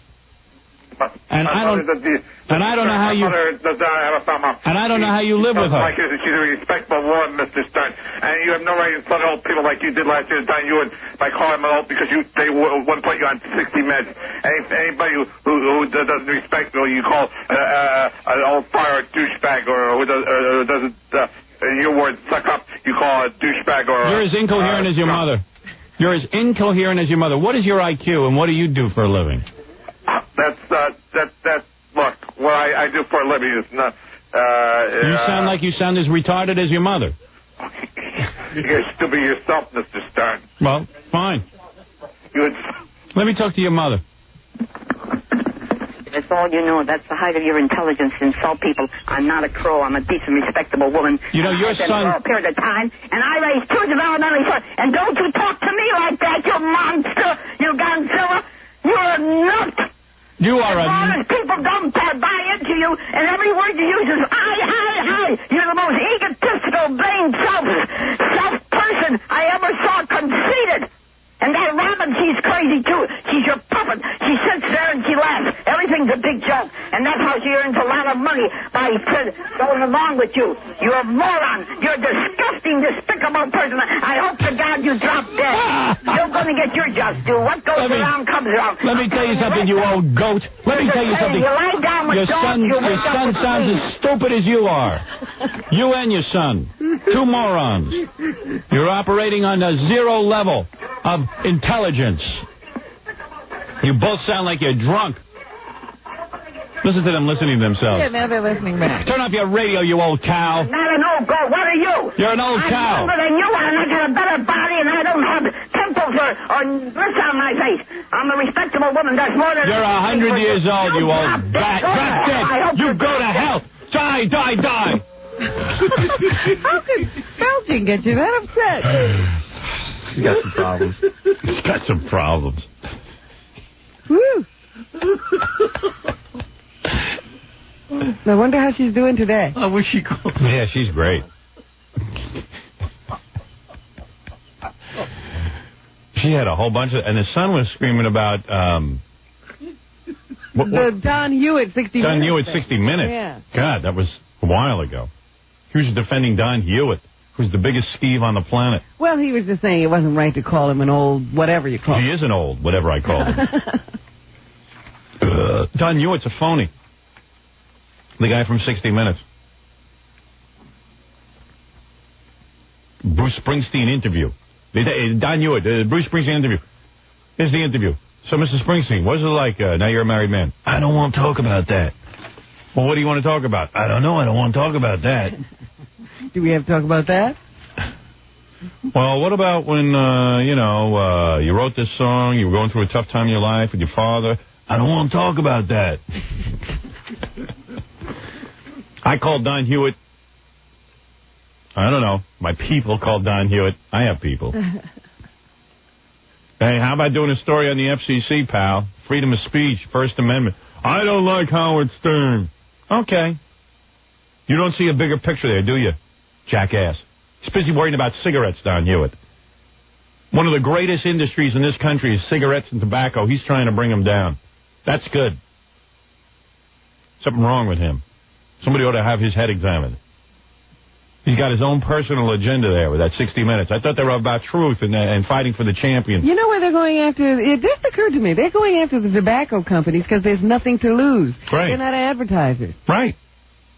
Exactly right. I bet you they don't go after their advertisers. Car companies. No. Insurance companies. No. Securities companies. Yeah. Don't hear them doing any reports on them. And by the way, 60 Minutes week after week is proving that cigarettes are bad for you. That's a holy mission. Nobody knew that. Oh, a company said something that wasn't absolutely true about their product? Yeah. Yeah. Wow. Gee, let's get online. So I don't know what that guy's agenda is, but I don't dig him. Well, I don't like Howard Stern. It's not about liking me. It's about the fact that the United States government has targeted somebody and is taking away a freedom of speech. And I was reading an editorial the other day that said, first it's Howard Stern, but next it's going to be Seinfeld. It's not a big leap. Well, this V-chip could very well be just that. Right. That they're putting into, in that telecommunications bill, they've approved the V-chip. Yeah. And so, right now they're saying it's so that parents will be able to screen out violence for their kids. But what next will the government say? We got to screen that out, too. Yeah. Oh, yeah, they're gonna screen out everything. Put that on the V-chip. Yeah. The arbiters of good taste. The FCC is an organization that is desperately trying to redefine itself. They were put into place to make sure that big stations, big powerful stations, didn't block the signal of little tiny stations. Well, now that that's all worked out, they're trying to come up with some sort of mandate that will allow them to stay in business. Well, they actually had two jobs, Howard. They were supposed to make sure that one company didn't run all of the broadcast industry. Yeah. And they're slowly losing their grip on that. Yeah, well, nobody cares about that. They say, hey, who cares who runs the broadcast, as long as it's good broadcasting? So they've now become the ones who are going to now regulate speech. I mean, it's just outrageous. I don't want to get into it. It's too heavy for a Friday. You're on the air. Oops. Sorry. Got to change every button around because all the buttons here are shared. But I'm glad you're not a pilot. Yeah. You're on the air. Hi, Howard. Yes. Hey, I just want to tell you, you're the greatest person on earth, man. Thank you. Greatest person? I tell you, you're awesome. Thank you. You happen to be right. Mother Teresa. Hey, this old lady. Mother Teresa's a phony. Thank you. Crazy. Right. She's crazy. Thank you. Thank you. She's a loudmouth is what she is. Sounded like she had about 3 too many. Right. Thank you. Thank you. Bye-bye. You're the greatest person on earth. Mother Teresa's a loudmouth. I'm just trying. The Pope. The Pope? I'm trying to think of some other people who might qualify. What the hell is good is the Pope going to do you? I at least entertain you. The Pope, you can't even understand what the guy talks like he has marbles in his mouth. Nelson Mandela. Nelson Mandela, I mean, what does he do for you? Seriously, what does he do for you? Well, he did a lot for the South African people. Yeah, what does he do for you? Oh. Nothing. He's an ex-con. An ex-con. He was locked up for political reasons. Whatever. That's what you say. Oh. I say the guy was in jail. He must have done something wrong. And maybe they locked him up for something, something like, For protesting a government that was holding him hostage. Yeah, but he probably did other stuff. He looks like he's guilty of something. Yeah. Maybe they didn't catch him. You are now that's wrong. You think so? He's done something wrong. The guy was in jail. This man had his life robbed from him. Ex-con. And you're going to say that he deserved it. Say he deserved it, but Probably who knows? Something. Right. That's a terrible thing to say. He looks guilty to me. Yeah, because he's black. No, that's not true. Hey, He's hardly black. He has freckles. Yes. What? Yes, you're on the air. Go ahead. How you doing, Howard? Yes, I'm doing fine. All right, this is Bob from San Diego. Yes, Bob. I wanted to ask Robin a couple questions. All right, well, quickly. You're boring everyone. Okay, sorry. From Bob from San Diego. Somebody cares. Robin. Yes? Hi. I wanted to know about your famous laugh. Why don't you tell Robin about your name, Bob from San Diego? Yeah. Okay, Bob from San Diego. But I wanted to ask her about her famous What laugh about my that she's noted for. What about the laugh? Okay, I want to know if she stole that laugh from Des Arnaz from the old I Love Lucy show. From who? Talking mushmouth. Oh, he's not I funny. don't know what he's talking about. Steal it from Desi Arnaz. I have Desi no Arnaz idea what that means. Didn't laugh. Desi Arnaz went, ha, ha, ha. That's what didn't laugh like that. He didn't laugh like that. Miami, you're on the air. Hey, Howard. Hello, say I'm home from the club. Hey, listen, how's the Shark Tank going along? I got a good bet with a friend of mine. I don't care. I'm building a Shark Tank. What's that got to do with you? Well, I was thinking about the movie Dr. No. He had that big map. Oh, who cares? That bores me. Orlando, you're on the air. Yeah, Howard. Yes. Hey, this is your drunken friend again from Daytona. That bores me too. Los Angeles, you're on the air. You know you're drunk. You're not drunk who enough. was that was Sam Kinison the other morning. That was incredible. That was Sam Kinison. Well, that's what I thought it was. I just wanted to let you know, in Los Angeles here 2 weeks ago when O.J. was given his deposition, yes, there's one news show on the air that only broadcast this once, but they said, you know, if a former USC football player who then became a professional football star who won the Heisman Trophy and then became a professional sportscaster just had to kill his wife, why couldn't it have been Frank Gifford? That's right. You know. Anyhow. Very nice. Somebody said that on the news? Someone said, I doubt it. All right, thank you. Bye. Yeah, I saw that somewhere, too. Myrtle Beach, you're on the air. Hey, Howard. I just saw Nell the other day. Nell the movie? Yeah. Are you going to do your Nell impression? Yeah, you know what? I need my Nell tapes. I'll do that next. Chickapee. Chickapee. Chickapee. Pay in the wing. Pay in the wing. It's been a while since I watched it, so I got to, refresh my memory. Yeah. I liked your last impression. Hey, did you see her jugs in Nell when she took her shirt off? Yeah, tiny. They were tiny, right? And then I was watching her on those awards, the Golden Globes. You don't think it was a Wonder Bra? Her breasts were about 8 times the size. I don't know, Howard. I can't imagine Jodie Foster getting breast implants, but it sure looked it. Well, I think it would ruin her as an actress. How are you going breast? to play Nell with breast implants? Oh, please. You can't be out there in the woods and get breast implants. I think you could. Yeah, I'll do that next. Okay, Howard. All right. Bye. Bye. Yeah, it's about time I pulled out my Nell tapes and my Mary Tyler Moore retard tapes. She was retarded, too, recently. I was watching that the other night on TV. They reran it. The Mary Tyler Moore one? Yeah. It's pretty funny. She looked like Bozo the Clown running around. I'll explain when I get back, right after these words. You're listening to The Howard Stern Show. Stay right there. 97.1 The Eagle. It's The Howard Stern Show. Here's Howard. All right, Fred the Elephant Boy tonight on the E! Network. Fred the Elephant Boy at the Billboard Awards. I don't have my Nell tapes. I'm sorry. I can't seem to get those. I don't know what goes on. I don't know. I'm screaming for them. I can't get Fafa Fooey to get them. He doesn't listen to me. And then that Richard back there, he listens to the show, and Ganji listens to the show, and not one of them tells... What kind of system is out there? I swear to God, if I had a week, I would sit and organize my office. I must have an organization. But you'd have to be on the air and off the air, too. Yeah, I can't do everything. They got to either get me off the air so I can organize things, or get me on the air. No, but you wouldn't know. You know, you have to see the systems. I need they're in the working conditions. I need an office manager. I need that desperately. Someone who can bust balls. Gary will come running in here in a few minutes and say the system broke down. Yeah, the system broke down. It always breaks down. What happens? I know that you're busy with something. I was in the back watching videotapes. And I go, okay, I need the Nell tapes. I need the Nell tapes. Fafafui, I need the Nell tapes. What happens? Like Richard just sits there? I guess so. Or John. See, John supposed to be monitoring up front, but especially Richard in the back. Yeah. Because he has to hear everything. Yeah, I mean, well, is there like a walkie-talkie I can get you guys? Why don't you use that? Remember some sponsor sent me a cell phone? Yeah, have that. Why don't, or maybe a beeper they can beep you? Howard, they don't have to beep me. There's only they're obviously not doing anything. Yeah, but a beeper's not going to help. Maybe they don't want to get out of their chair. Maybe they want to relax. They don't have to get out of their chair. There's 3 numbers they can dial where I might be. Yeah, but Scott or in the back. But maybe if you were a beeper, Then they wouldn't have to dial the 3 numbers. I have a beeper. Good. That's what I want. What happens, John? It's my fault. I'm sorry. Well, I know you're sorry, but it was my fault. I really don't even want to go into this. No. Richard had called me. I'm sorry. It must be. So, and did a certain Hollywood executive call me yesterday, and you didn't give me the message? Howard, you know something? I got to tell you something. Honestly about that. I came there after the. You got to hear this. This has something to do with my Tuesday announcement. Because this is what happened. The producer of my movie was trying to get a hold of me. Yes. Here at the office at about 10:30 in the morning. And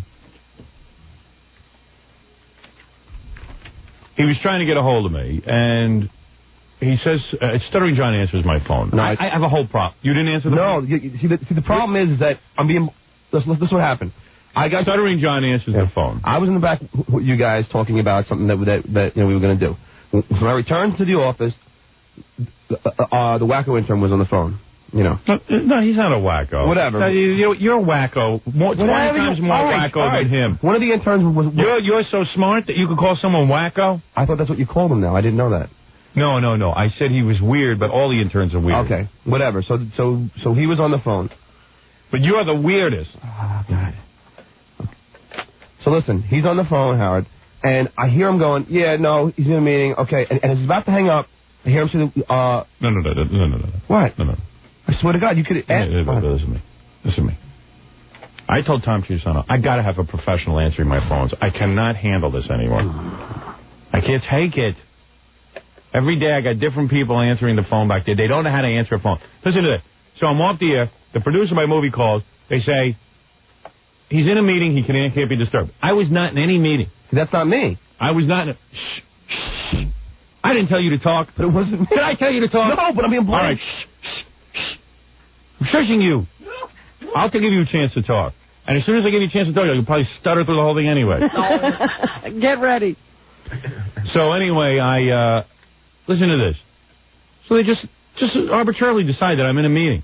Mm-hmm. They don't track anybody down. down. You can't be disturbed. They don't call you. They don't do anything. Okay, so that's not so bad. What's the big deal, all right? But nobody gives me a message. You never even got a message that he called? No. Well, the guy really needed to talk to me. John's got an explanation, although I have a problem with it, but give your explanation. So anyway, so the intern was telling him that you're in a meeting. Right as he's hanging up, I grabbed the phone. I said, I knew who it was. When I heard him mention the name, I said, hello. I go, listen, Howard's not in a meeting. I can transfer you back to him now. He said, well, it wasn't him. It was his assistant. He said, well, the producer just hung up. He said, so... well, the guy gave up. I mean, this guy's a really busy guy. But I didn't even tell him. So I said, well, listen, call him back now. I know Howard's available. I know he would like to take the call. Call him back now. He goes, well, you know what? It isn't important. He'll call him back at home. I said, okay.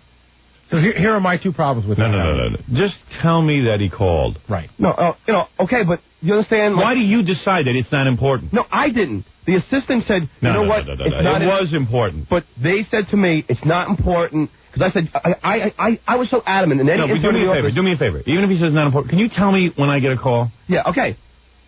Yeah, I should write him back, but see, then... What? No, don't listen to me. Can I just finish, please? No. I said, listen. Let me tell you something. What? All you had to do is hand me a note saying, hey, this guy called you. Okay, but then... He said it wasn't important, but maybe you want to return it anyway. I'm leaving out one thing which I left out was with Gary. Then he said to me, the assistant, listen to me. He said... number one. He said, I'm going to call him back, find out if it's important, and if it's important, I'm going to call right back. I said, all right, ask for me. I'll tell you that you talked to Howard. He never called back. That's not the word I got. I heard the guy said to me, he spoke to Stuttering John, and Stuttering John said you were in a meeting. A lie. And that was it. I said, the guy never even gave me a call. Blatant lie. I'll swear on my mother's life. That is not true. Listen, if it involves me, it's important. Even if a guy says it's not important, it's Howard, important. You think I'm... you don't have to come to you running to tell me. Fine. Just write it down and make sure I get it. Or give it to someone who can give it to me. All right. Give it to Kathy. There should have been a note on my desk. Okay. Anybody. But, guys, Gary, I think you missed... The only thing I'm trying to say is that they said, all right, we're going to call right back. I said, I'll be right here. Call right back and ask for me. But, John, this is what we discussed yesterday. Even though the call got messed up, you know that this person calling was important enough for me to know that... Let me tell you something. Somebody tried to make that connection. This person's calling me, it's important. This guy's real busy. I know that. Number one, but listen to me. He was trying to reach me, so that's enough. I wanted to talk to him. What I had to talk to him about was really important. That's why I freaked out on the intern. I said, how could you do that? Why not give me the message? Why on the intern? Why are you freaking out on an intern? Because the intern said that you were in a meeting when I knew you weren't. Fine. Why wouldn't you tell me about this? Because then I spoke to the assistant on the phone. But maybe it was important for me to talk to him. No, the guy was already off the phone. But maybe I want to call him back. Okay, but... How do I know the guy called? Because he said he would call right back. Don't you understand? You see where I'm going? Listen, no, I understand what you're saying. Listen to me. I should have went back and told you that. No, you shouldn't have. You could have given the note to Kathy. Well, listen, I don't know who is the boss of all you guys. I don't know how the office is set up anymore, but I believe there is complete anarchy back there. I just wish I would have had. And I'm going to tell you what you guys need. I know that every time we change interns, we have problems on the phone. Right, but that is not the intern's fault. But I'm going to tell you what, interns are not trained to answer my phones. I got to have a professional person answering the phone. Well, and by professional, just someone who's accountable. No, I could, I wasn't there for the call. I want to hire somebody who can answer the phone, and then I'm going to hire. Then I'm going to screw all you guys. I'm going to hire. As soon as I stop paying all these legal bills to sue Evergreen Media, I'm going to take my celebratory money when I wipe them out, and I am going to hire a Hitler to run that office back there. We already have you. No. You guys, let me tell you something. You have a party back there. That's a party going on back there. I see what goes on in this office. You guys don't know how to use your feet to work while your hands are working and while you're answering the phone at the same time. It's one big party. You give Baba Booey 2 projects together, he freaks out. There's no party going on in my office. There's a party going on. There's a party going. You have never worked in your life yet. You know what, Howard? You've been working for me since you graduated college, and you've never worked under a real boss yet. You're delusional. But your day is coming. Your day is coming, and your day is coming. Listen, if my day both of your days are coming. Can I tell you something? No, you haven't seen it yet. You haven't seen the day yet. If my day hasn't come, it's not coming anytime soon. Your day is coming very soon. Hey, Howard, can I say one thing? Did he call you loudmouth? Yeah. No. Did you say loudmouth? Did I? Yeah, I might have. Yeah, loudmouth. I mean, you know something, Gary? What I'm going to do is, and this is going to be the biggest shocker to you, because you haven't worked for a real boss yet.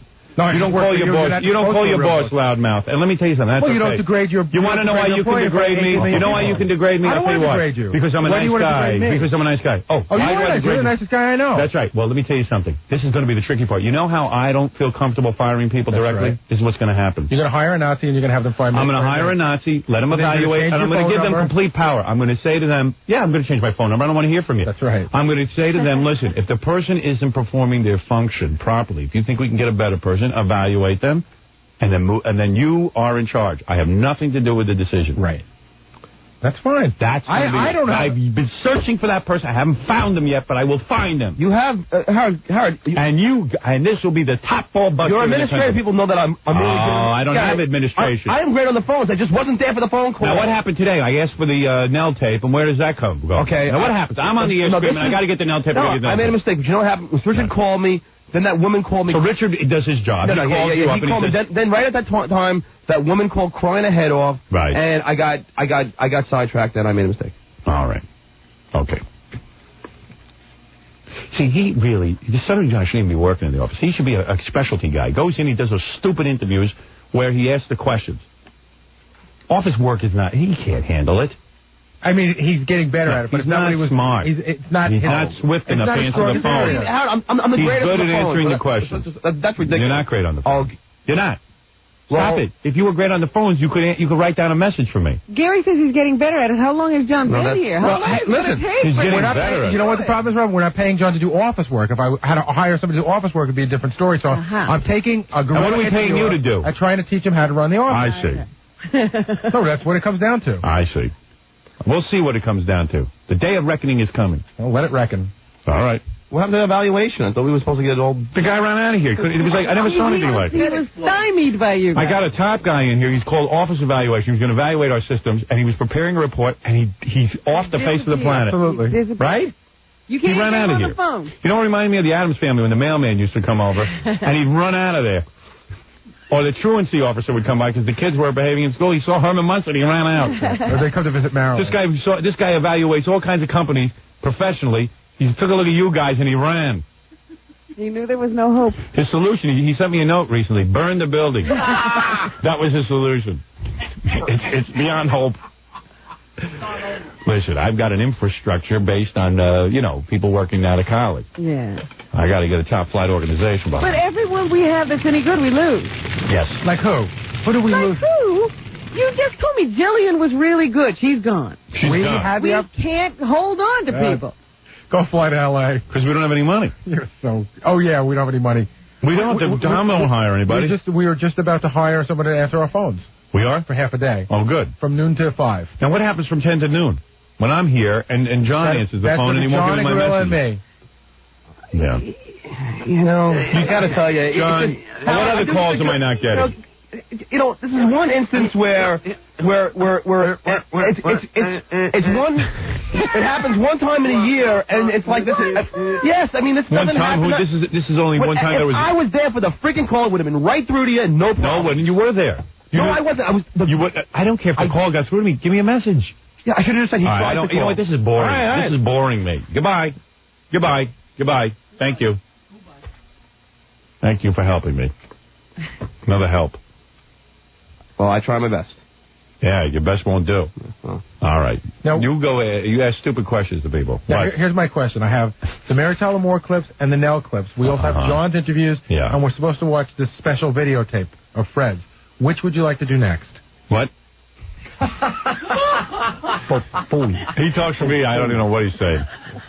And we already skipped on. We were supposed to talk to a guy this morning on the phone. Who? Who went to the doctor. So where is he? I presented it to you. I said we could do it. I said, fine, put him through. Put him through. Where is he? Howard, have you ever seen Swimming with Sharks? I haven't. I haven't watched it. You got to watch it. Put it through. I asked you what time you wanted to do it. I said we could do it at 7, but we had a lot of things to do. Schedule it and put the guy through.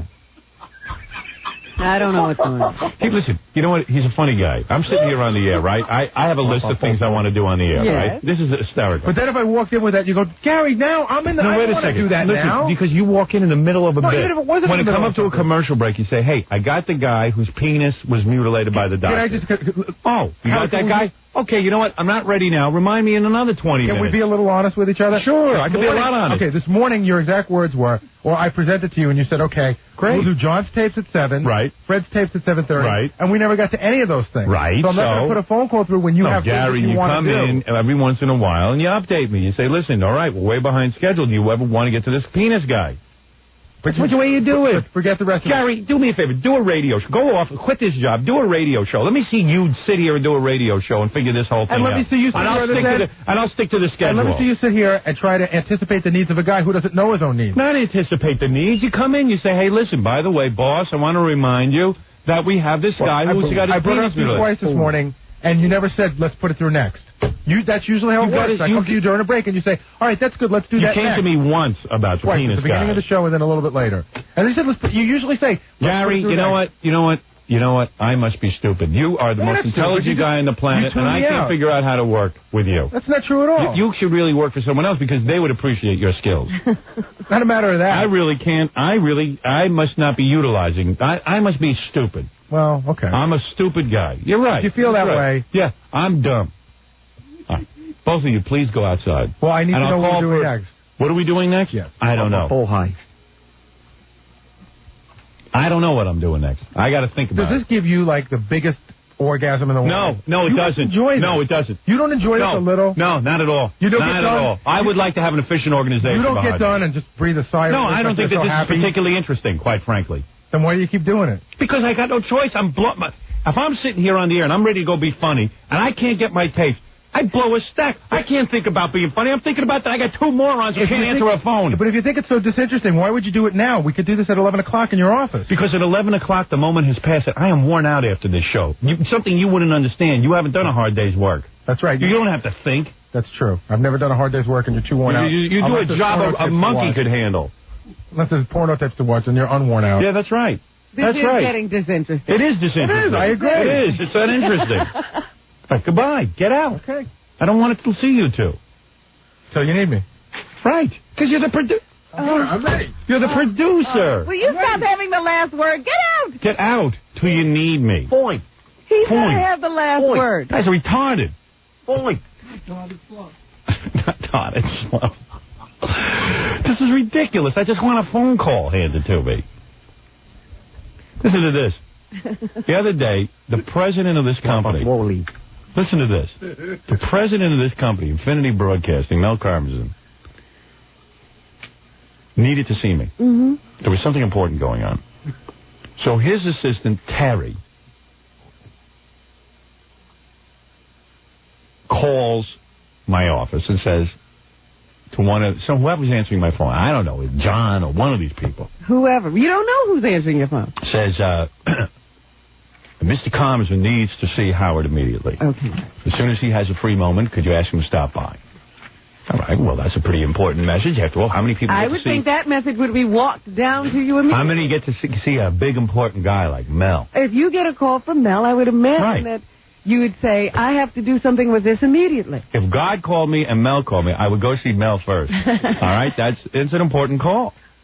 God don't pay me. But I would think that an intern yeah. or whoever answers our phones would say, oh, this is Mel. This is like God. Right. I'm going to take this message to Howard right away. I don't fault the interns because they don't know. A lot of them don't know. And they don't know. I don't fault them. They're working for free. I'm happy that there's a breathing body even to pick up the phone. Well, my point here is let me finish my story. They should be oriented to the office and they should know who's important and who's not. Right. So anyway, yeah, good luck. You teach them. So anyway, I never got... orientation do they get? Can I just say one thing? I never got the message. Can I just say one thing? We dismissed you. You're out of it. I just one issue with Robin. We don't want to talk to you. Very quick issue with Robin. No. It's very quick. It's not her job to run the office. There is an intern manual in our computer. We are not talking to you. There's an intern manual in our... Let him talk, please. Yes. There is an intern manual in our computer that every intern has to read and then sign that they read. Oh, please. In that manual is the names of these important people, including the one that tried to get in touch with you that day. Right. Now, a guy reads it and is supposed to know this. No, I understand that. It's not the... We got to have somebody answering the phone who is held accountable. Right, who knows? It's a job. Right, because every 3 months you introduce a new group of people. Right. It's not, that's exactly right. The system is not set up... It's interesting, though, that your system would be to throw somebody on who you don't know you can trust and on a very important position. Right, and our choice to do that is have nobody. I'm talking to Howard. I will not address you. Our choice in doing that is having nobody answer the phone and just letting it ring off the hook. It would do as well. Right. Whatever happened to you? Whatever happened to you, Nazi woman? Remember, Robin was going to shake this office into order. Remember? About the office. I said you and Scott. She decided. And you have told me that you two fixed that problem. She decided to lose weight and take care of her body. I never said anything about the office. What's more important, running the office or riding a horse? Did I ever say I was going to fix the office? No. You were going to fix everything. No, I said I would fix you and Scott. Do you feel you've? You have told me the problem is solved. Yes, we just don't talk to you anymore. Fine, then that's how you solve the problem. You lie. Go on, Howard. What were you saying? Oh, God. Why are you so angry at me? I'm not angry at you. I said I was talking to Howard. Now, I'm bored by all of this. I agree. Why don't you leave? I asked you to leave. Wait, does it get less boring when I'm gone? Yes. It's the same junk. I don't want to go over this anymore. The answer is, I don't care about all this conversation. The answer is, I got to get somebody to answer my phone who is held accountable. And you mean full time? That's right. Well, how do we do that? I don't know. Ask Tom Chiasano. He does nothing all day. He has nothing to do all day except stand around in the hall and bother me. I hate him. He hears all this, and you know what? He stares and he goes, it is a problem. Got a whole organization here to run. Go ahead, please. It's a mess. A mess. I don't know why anyone can pick up the phone and tell me what's going on back there. Oh, where's my Nell tape? It's not even here. It's still not here. Still don't have it. I still don't have the Nell tape. I got to, where is the Nell tape? Hold on. Is this it? Or is it? Wait a minute. Is this my ass or my elbow? Oh, there you go. All right. We're going to take a break. And I'm going to come back with the Nell tape, see what all the fuss is about. I'm sure they're all wrong. I'm sorry, what? I'm sure they're fine. I'm sure after I yell 25 minutes, I can get something. Look at your breasts. Wow, man. Not you, Robin, Gary. So we're not going to do any of this other stuff? Your chest is huge. Thank you. I've been working out. Man, you got female-sized breasts. What happened to you? You used to have a decent physique. Yeah. Jeez. All right, let's take a break. Go squeeze your ass. Yeah, my ass is better than yours. Go squeeze it. Yeah. I got a nice... I tell you what, more girls would rather squeeze my ass than yours. Well, if I had that much money in my pocket, they'd be squeezing my ass, too. Yeah. Keep dreaming. If you had that much money in your pocket, you should fix your teeth. Take a break, and we'll be back right after this. We'll return to the Howard Stern Show after these messages. 97.1, The Eagle. Let's return to the Howard Stern Show. Kiss it. Come on. Come on. All right. I got to rewind this.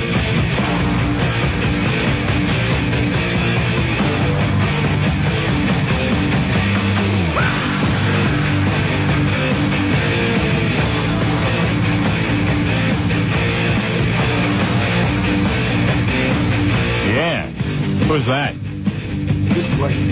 Good question. They're great. Okay. It's Killer Joke.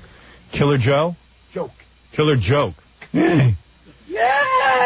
All right, let's remind everyone, Fred the Elephant Boy at the Billboard Awards, and I got the Nell tapes. You want to hear them? Yeah. My theory is that every actress now and actor wants to play a retarded person or someone of limited intelligence ever since... Someone who's incapacitated. Ever since My Left Foot. You know, then you got Forrest Gump. You know, it's an easy role. Even this Leaving Las Vegas with Nicolas Cage now. Yeah? He's drunk. Is that right? Yeah.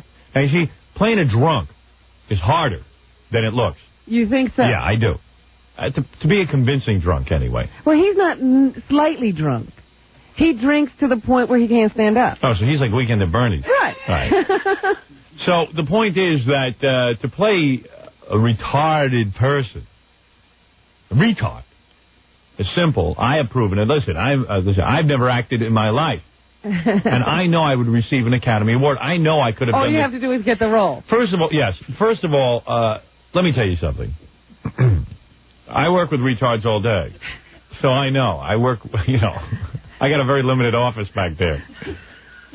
So what I do is, I know that, first of all, memorizing lines is tough. To speak English language and memorize the words is tough.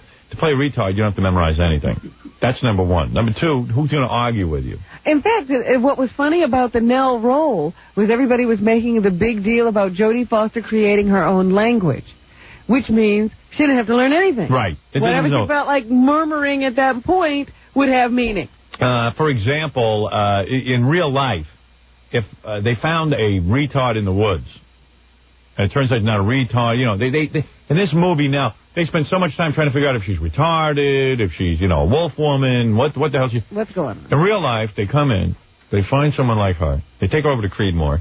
Slap her in the... They put her in the clink, and then she rots there the rest of her life because she's retarded. So all these people sit there and analyze her in the woods? They're going to get a boat and watch her. Yeah, not to disturb her habitat. That's what they do in real life. If you're Jodie Foster in a movie, they study you. They make sure you're not disturbed. Right. They and work out your problem. And everything on the boat. Right. If she was a Kennedy, they'd take her right over to the doctor and they remove a piece of her brain so she wouldn't have sex. That's all. That's how things are done. No, they take her to town in an open car and let her get lost. Now, in My Left Foot, I saw that movie.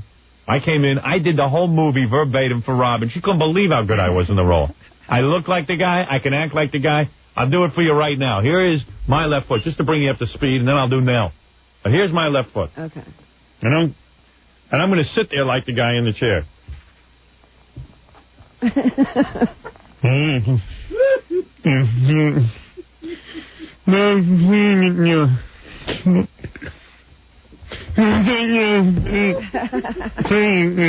There you go. That guy got an Academy Award for doing that. And tell me, Robin, you saw what I was doing visually. Yes. Was it any different? What really kills me is that, now I don't know if it's true or not, I read during the time that Daniel Day-Lewis was doing the role, he stayed in character the whole time. So he would be able to do this. Like, once he got onto the set, he stayed in that wheelchair even during breaks. I love you. And he talked just like that whenever you saw him being wheeled from, you know, the makeup room to the set.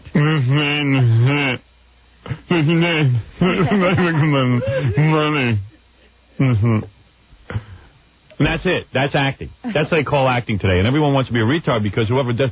Jodie Foster, same thing, acted like a retard, and she got an Academy Award nomination. Sure. That's all you have to Oscar. do.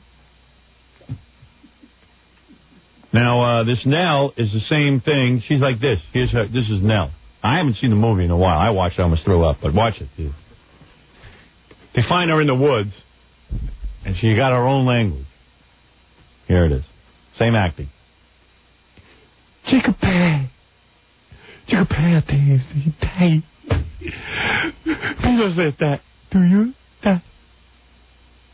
Chickapay. Chickapay. Chickapay. I can do that. I swear now, I'm going to play you the tape. There's no difference. All right. Here he is. He got her in the woods. Here's Nell. Here's Nell. Check this out. You can do it. We weren't talking. Now, this guy's acting. Liam Neeson. He's acting. Talking. He deserved the Academy Award. He didn't even get nominated. Right. Enjoying this wonderful spirit. Giant. Cho em phò thầy mau ạ quậy lo mau nè mau say em phải đừng gặp cả em chứ không cả em chứ không. And when you run out of junk to say, you just repeat it. Just there.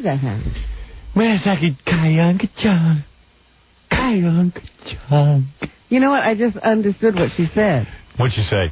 She said something about you do something and a giant will come. Oh. Well, there's something wrong with you. Giant, you come. All of a sudden I'm understanding her. Giant, you come. You think that's what she said? Giant, you come. I would have smacked her. Giant come and there are the fish eating and deep on the fish. What kind of acting is this? Freak. What'd she say about the fist? She wants the fist. She wants a fist. I believe she just said she wants the fist. The giant to fist? Well, a giant fist. Giant is. A giant is. Oh, fist. Chickapay. Chickapay, okay. Look, even Fred's coming alive. He can act. He's acting now. Because anybody could do that. I swear to God they could. Then although Mary Tyler Moore is the worst I ever saw out of her. Oh, really? Maybe it's because she's typecast because it's like Mary Tyler Moore, but man, was she bad. Really? Well, let me hear her. She's running around, and she's like this retarded aunt. It's three women living together. This little boy comes to live with them.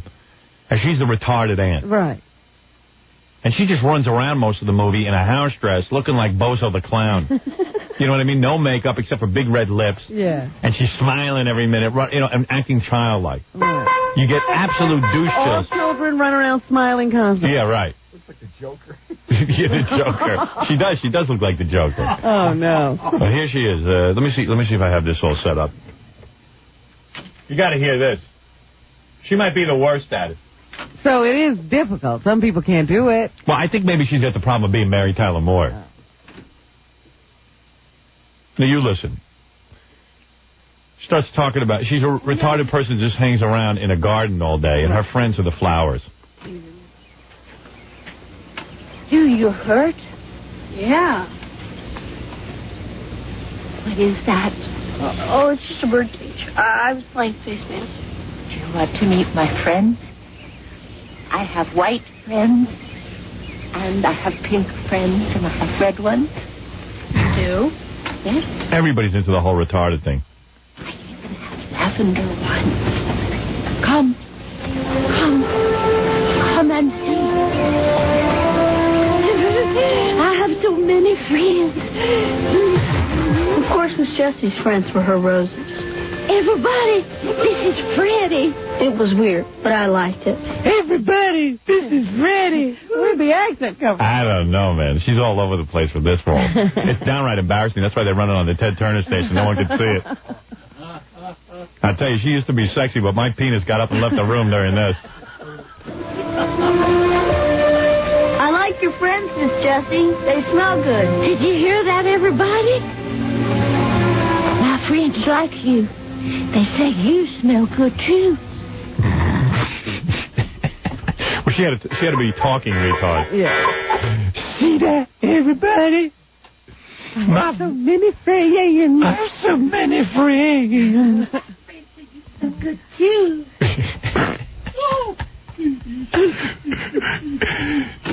I I don't know if there's any more. Oh. And how are we feeling this morning? Don't ever want to do that again.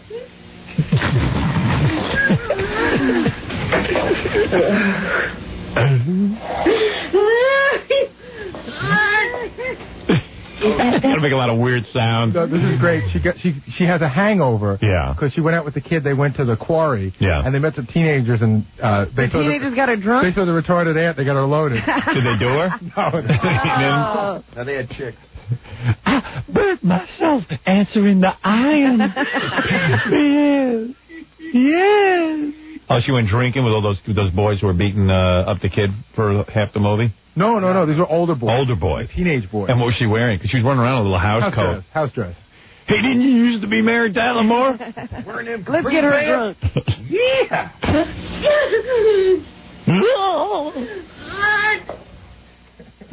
Oh. That's so easy.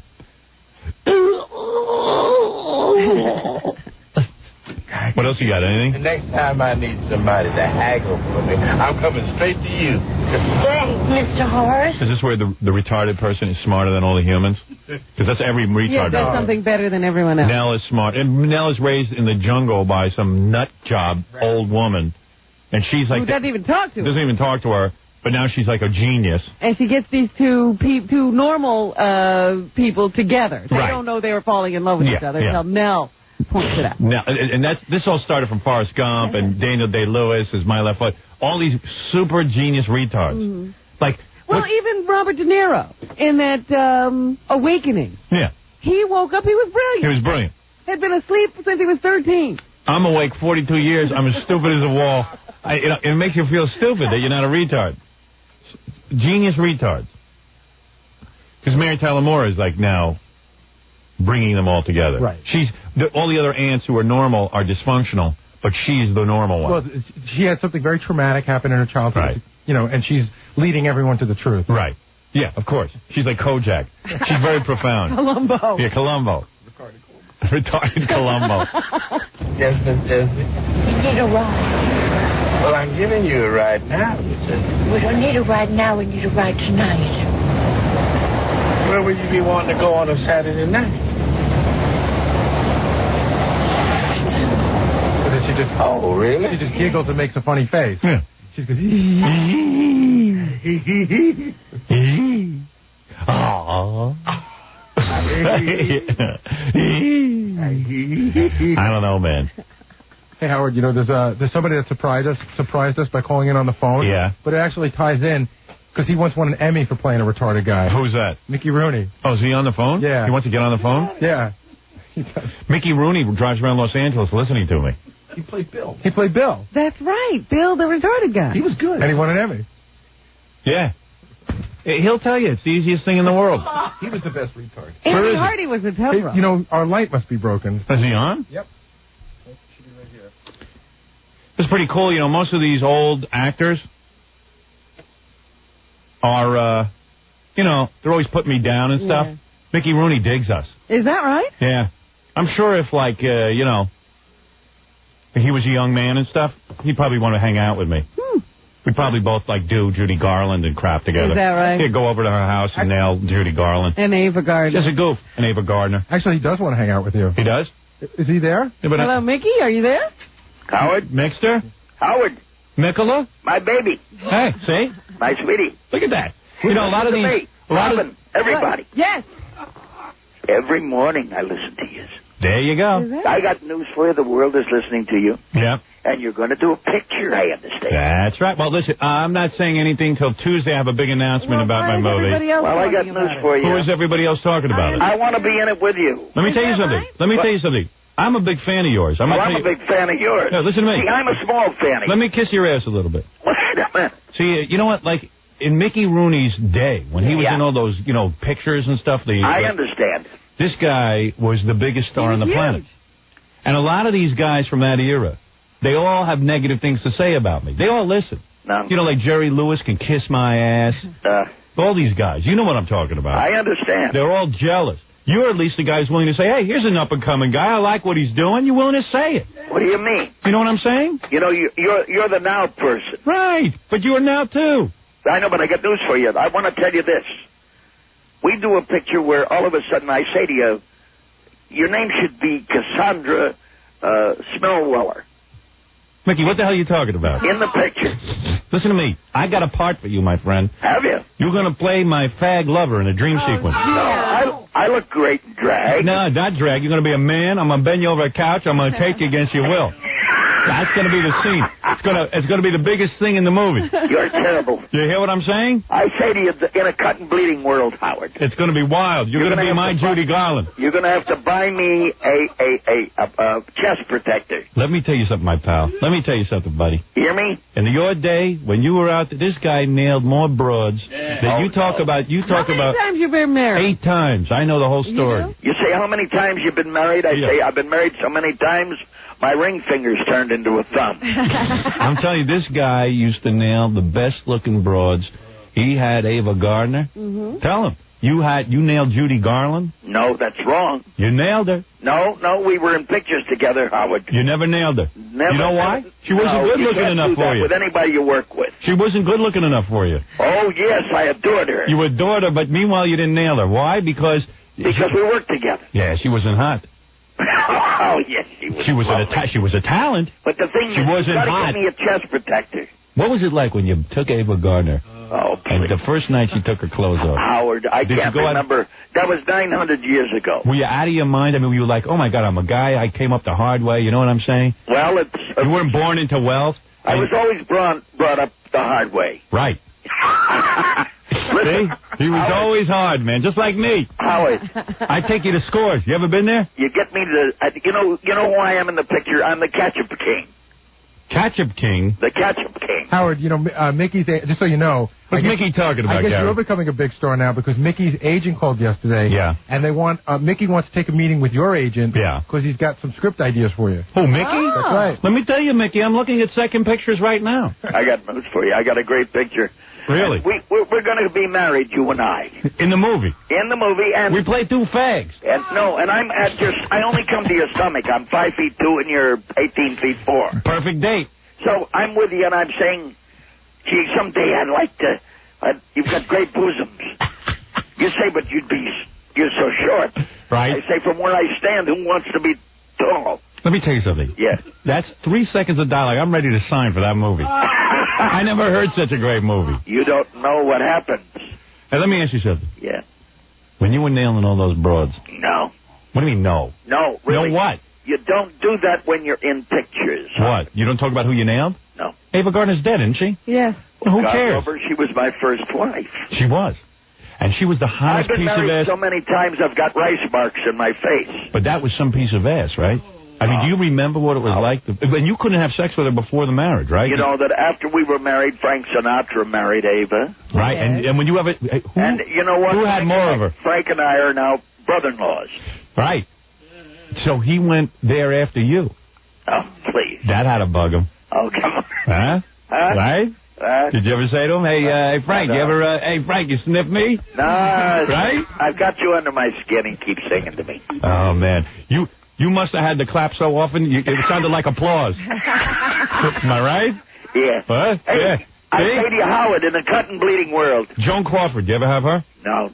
Sure you did. Don't be modest on my show. No, her eyebrows got in the way. Rita Hayworth. Beautiful girl at Columbia Studios. You had her? No. Kate Hepburn. Aga Karen.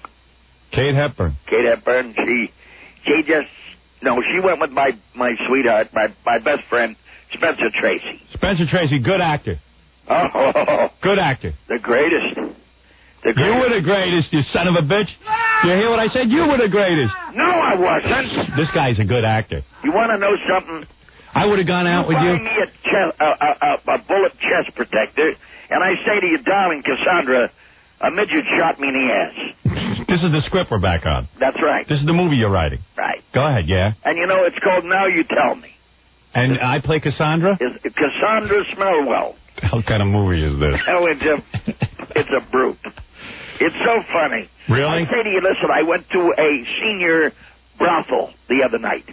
This is a pitch meeting, Robin. By the way, ladies and gentlemen, you're in the middle of we're in the middle of a pitch meeting. This is a huge star, Mickey Rooney. No. And he is laying out a movie role right now. No, I what's just being think done. it's great for the public. I think that the incongruity of Howard Stern and Mickey Rooney starring in a picture. A buddy movie. It's a buddy movie. Yeah, a buddy movie. A funny buddy movie. I got a part in mind for you. Never mind your part for I me. go to the senior citizens brothel. And I'm going there. up the stairs. Go ahead. And a woman says to me, Mickey, can you take it easy? I'm 87 years old and I've got a slight angina. Angina? No, with the heart problem. Angina. Well, that's what I said. Listen to me.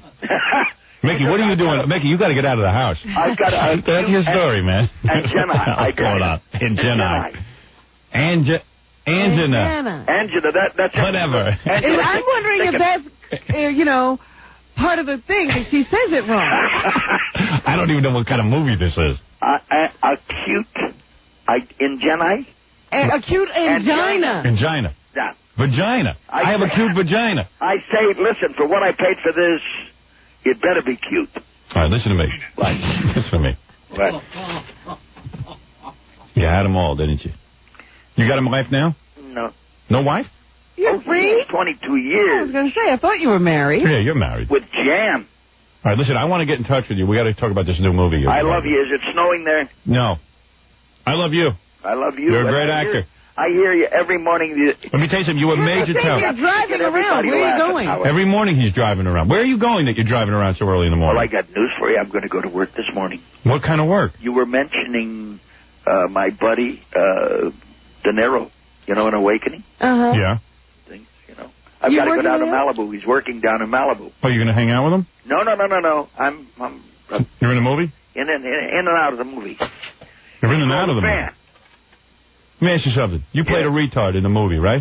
I played Bill, yeah. Yeah, easy, right? No brainer. He played in The Awakening. It's an easy role, right? That's what I'm trying to teach my audience. You tell them. Playing a retard is the easiest thing you can do. No, not... Oh, come on. No, because after all, it was just one of those things that I was fortunate enough to do. And fortunate enough to win the Emmy. He's too modest. No, I am, because listen, there's one thing you've got to understand, that you are the now, as I go back to it, N-O-W. Right. Now, meaning standing for N-O-W, no other way. Thank you, Mickey. Because you're the best. Thank you, Mr. Rooney. And I'm not going to kiss your fanny. No, I'll kiss your ass, too. I appreciate a guy of your stature calling in and kissing my ass. There's nothing wrong with that. I love you. I got up to call you because I not only go to work. Listen, it's good for my audience to hear a guy like you endorse me. Do you understand? Like a lot of them take me for granted. They forget how great I am. A guy like you reminds them there's nothing wrong with that. Hey, listen, can you imagine 10,000 people standing around the corner just to buy one of your books? Try 25,000. How about 40,000? All right. You had it all, too. I hope your book sells well. Thank you, my friend. I wish I'd come back as your penis. Oh. All right, I'll see you. Love you. Love you. Bye. That's Mickey Rooney. That guy had it all. You guys don't understand, especially some of you punks. You're still watching his movies. This guy had it all. He would score with the best piece of ass on the planet, Ava Gardner, all of them. You know, it's funny because you've watched Mickey Rooney as a kid and you see him in those nice Andy Hardy movies, and then when you grow up and you find out what a life he's lived, you're like, oh, my God, that was that guy I used to watch and I thought he was so cute and sweet. Guy's a great actor. It's good. A wild man. It's good for me to get an endorsement like that. Kiss my ass. Now kiss my ass. Mickey Rooney likes you. Kiss my ass, you scumbags. Where's he driving to? I don't know. The whole movie. He's going to Malibu to work with De Niro.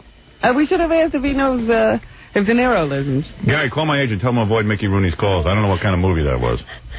What's he talking about? It's Cassandra. I don't know. You're married to Mickey Rooney. Of all the things you want to do when you get into a movie. Finally getting a movie. Married to Mickey Rooney. Yeah, what is that? I'll be doing bedroom scenes with Mickey Rooney. All right, I got to take a break here, Robin. I'll come back. We got a ton of things to get to, and it's already like 7 minutes in front of 9 here in New York.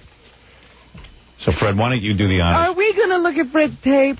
You want to look at Fred's tape? Yes, I would love to look at Fred's tape. It's sad. Fred, I understand, is very upset about this tape. Yeah, all right, I'll play the tape for you. All right, well, let me come back. I'll do that. Then we got to do the news. I want to tell you the story of Fred walking into the office this morning and seeing on Gary's list secret tape and how he, blew up. Okay. Let's talk about that when we get back. More to come when the Howard Stern Show returns in a moment. 97.1 The Eagle. It's the Howard Stern Show. Here's Howard. There's. All right. Oh, boy, TV. TV time. You know, I got to tell you something. I've seen this tape. I had to preview it. You did? I was too anxious to see Fred's wife in her new role. I got to tell you something, and I'm going to say something, and I swear to God I mean this. I love Fred. I do. He might I don't know that he knows that. I don't know that he'll ever know that, but I do love Fred. Fred is a good buddy to me. And Fred and I have been through the mill. Mm-hmm. Mostly he's put me through the mill. But Fred is a good guy. Deep down inside, Fred is one of the nicest, sweetest human beings on the planet. He shirt off his back. And I couldn't have been more happy for this guy when he got married to one of our listeners. Well, that's the truth. It is true. She was a listener of the show. Do not deny that. She called in for a dial-a-date. She met Fred, and Fred liked her. Listen, Fred's not a guy who isn't a put-downs. He really isn't. He didn't hold it against her that she was a groupie of mine. Nope. In fact, when she called in, you don't even know this, her father was on the phone with her. Really? Oh, yeah, the whole family loves the show. Her father was on the line with her, listening, monitoring, because he wasn't too thrilled with his daughter going out with Fred, right? Matter of fact, he hung up. Right. In disgust. In disgust. Right. He tried to disconnect the phone. Oh, and we had to call her back. I remember No, I think that. she tried to call the station back. Yes, Yeah. because it's very hard for a father to think of his daughter being fouled by Fred. Hey, Let's be honest. Right. You can't blame the guy. He's listening to the show, and everyone knows what Fred's reputation is on and off the air. So, I mean, I'd have a hard time with it. Well, you know, just because people are still asking what does Fred do is no reason not to let date your daughter. Well, you know what I mean, but he is bizarre. So, unique. But I love the guy. And I got to tell you, I was happy when he married one of the listeners, and she's a sweet girl. Don't get me wrong. Cute. Used to be sweet. And this was not a girl who gave any indication she wanted to be an actress or a film star or anything like One this. of the reasons that I was attracted to her, if you listen to the old dial-a-date, is because she seemed normal. The most normal. She wasn't in the business. You were telling him to go for the va-va-voom girl. Yes. And this was the girl who was most laid back, actually. In retrospect, I could have saved myself a lot of anguish had I done And that. gone right to the chase. Let me put on my sunglasses, Fred, for this, because this will most surely be on E, and I don't want to look bad. Well, let me say, I have been wondering what Fred's reaction is to her newfound career. And I haven't really been able to gauge it. But this morning I was given some information. Fred is really upset about this. Oh, let me tell you. Proud. But let me tell you something, Robin, which will back that up. I know he's not. He can't possibly be. I wasn't sure. So I said to Gary, hey, you know, listen, it's a promotion for his wife's play. You know, all of a sudden he gets married to this Allison. Right. And God bless her, she suddenly wants to be an actress. All of a sudden. This girl never wanted to be an actress before. Now she wants to be an actress. New occupation. And Fred introduced her to Jackie's wife, who wants to be an actress. And you know what it is? That infection. Yeah, there's a lot of wives. I think they feed on one another. Jackie's wife is a lovely girl. Let me tell you the something. The Martling household jumped to the I've had fights with Nancy on the air, Jackie's wife and stuff, but I'm going to tell you what I think of her. I happen to think she's a really lovely girl, but I'm going to tell you something. She's no actress. She is an actress, and she's a good one. Oh, boy. She is a housewife. And she thinks she's a businesswoman, but all she does is Jackie's tapes. And she thinks she's an actress, but she really isn't. You say she's delusional. Yeah, she's delusional. The woman's close to 40 now. And, you know, no one is... She's not on Friends, okay? So it would have happened already. But she's got the security of Jackie works his ass. Jackie's a very talented guy. And Jackie, listen, they don't have kids, this kind of thing, so Jackie pumps some money her way, and... You know, Jackie's a nice guy. He loves his wife. Loves his wife. He does. The guy loves his wife. As Fred loves his wife. Yeah. But Jackie knew what he was getting when he got married, so I don't feel bad for Jackie. Right. She was always Miss Show Business, in the business. No mystery. But I think Fred's wife met up with Nancy and said, oh, I can do stuff like that. She's an actress, I'm an actress. Then I'm an actress. Really, anybody could be an actress, if that's your definition of an actress, which is going around in these little roles, you know, these right? Come on. Am I right, Jackie? No. Okay. He can't. He's got to go. All right, understood. He can't. No, I love Nancy, and she knows I love her. Being an actress is because of Nancy? Yes, absolutely. Giving you my theory. My theory, Jackie, my theory. Oh, okay. Okay. Just a theory, my friend. He made that clear at the very beginning. I told you, I like your wife. I'd love to sleep with your wife. She's a beautiful girl. But she's a nice, beautiful girl from Long Island. And you don't have the balls to tell her she's not an actress, but I have the balls. I help Jackie out this way. Is Robin an actress? Robin? Robin is not an actress. Robin is an all-around performer. Robin is not primarily an actress in the sense that she goes out, and she wouldn't be going and doing movies. But Robin is an actress in that she has got a job in the business. She's the most prominent, I would say, newscaster in radio, if not the country. And she does something unique. She's got personality. She's got knowledge. She's got education. She talks into a microphone beautifully. She's a broadcaster. She's a personality. Suffice it to say, I do something. She does something, but earns her a living. You understand? She's made it. You're going to compare Robin because she's a woman to Nancy, your wife? I mean, I'm as much an actress as you are an actor. You've taken roles. I got news for you. I've seen both of you act. You're much more of an actress than he is an actor. That's cool. Come on. Did you see her in Fresh Prince of Bel-Air? Yes. She was great. You think I put her in my movie? She wasn't a good actor? The guy from the movie The Week didn't see Fresh Prince. Oh, get out of here. I know you're. And you know why he's attacking you? Because we're talking about Nancy. No, because you're a woman. But it's because we're talking about Nancy, and I'm the woman. I'm the show wife. Right. So we have to disparage. Right. So he's gonna disparage you because you're my wife. That's right. After you do your movie, will you let Nancy call and critique your acting? Absolutely. Not that her critique. Her critique means nothing. She critiques everything else. Her critique means nothing. But Nancy is like anybody. She's a trained actress. Where did she train? Where did she train? One of those places. Okay. It was a school on a magic. I think she's a terrific actress, but you will admit that her career hasn't exactly taken off. No, it has. Okay, fine. All right, let's leave it at that. She is a terrific actress who the world has not recognized. Right. Okay. That's fair to say? Yes. All right. I know that you've had these acting discussions with Nancy. She did High Tide. She did great. She was terrific. I heard. In fact, did you look at? You didn't even. Yes, I did, and she was terrific in it. What terrific. is that? Terrific. Would you bring in a tape? Give the guy a break. Give the guy a break. Oh. All right. Now, did you watch it or not? Yes. She was terrific in it. There. I would like to see Nancy's acting. You did not watch it. You're a liar. Then you're a liar. What happened at the end? I just watched her part. They queued it up for me. What did she do at the end? You think I remember? I watched it, though. You would remember if you saw it. I don't remember. You did not watch it? All right, I didn't watch it. All right, so there you go. Okay, all right. Listen, I was trying to give her a bone. All right. Sit there and watch those tapes. What is high tide? I don't even know what you're talking about. She did a show, an hour. I don't have that tape. She was the bad guy, and she did great. I gave you the tape. And you did? Took it. Oh. I don't have it. You have Where is this drama scene? It was in High Tide. Now, let me just finish. Let me go. This is not about your wife. Your wife's a great girl. We're talking about Fred's wife now. You attacked my wife. Didn't attack her. Did her career take off, Jackie? Be honest. No, it did not take off. Fine. You can't be an actor unless you got something to act in. There are lots of actors and actresses that are not working. Fair enough. I agree. I'm not here to attack your wife. Most actors are out of work. I'm here to attack Fred's wife, not your wife. That's what I thought. All right. I'll attack your wife on Monday. So she will look forward to it. I know. She loves it. Who else is talking about it? All right. So here's the point. Oh, boy. Here's the point. So he married into that situation. Fred married into a situation where he had a really... He was marrying a regular girl. A regular girl. I know exactly what was going on. Now, all of a sudden, she decides she's going to quit her job. She's going to do it. She's now an actress. But you have to wonder, because this bug overtook her like it was malaria. Right. And as a result of her wanting to be an actress... fever, actually.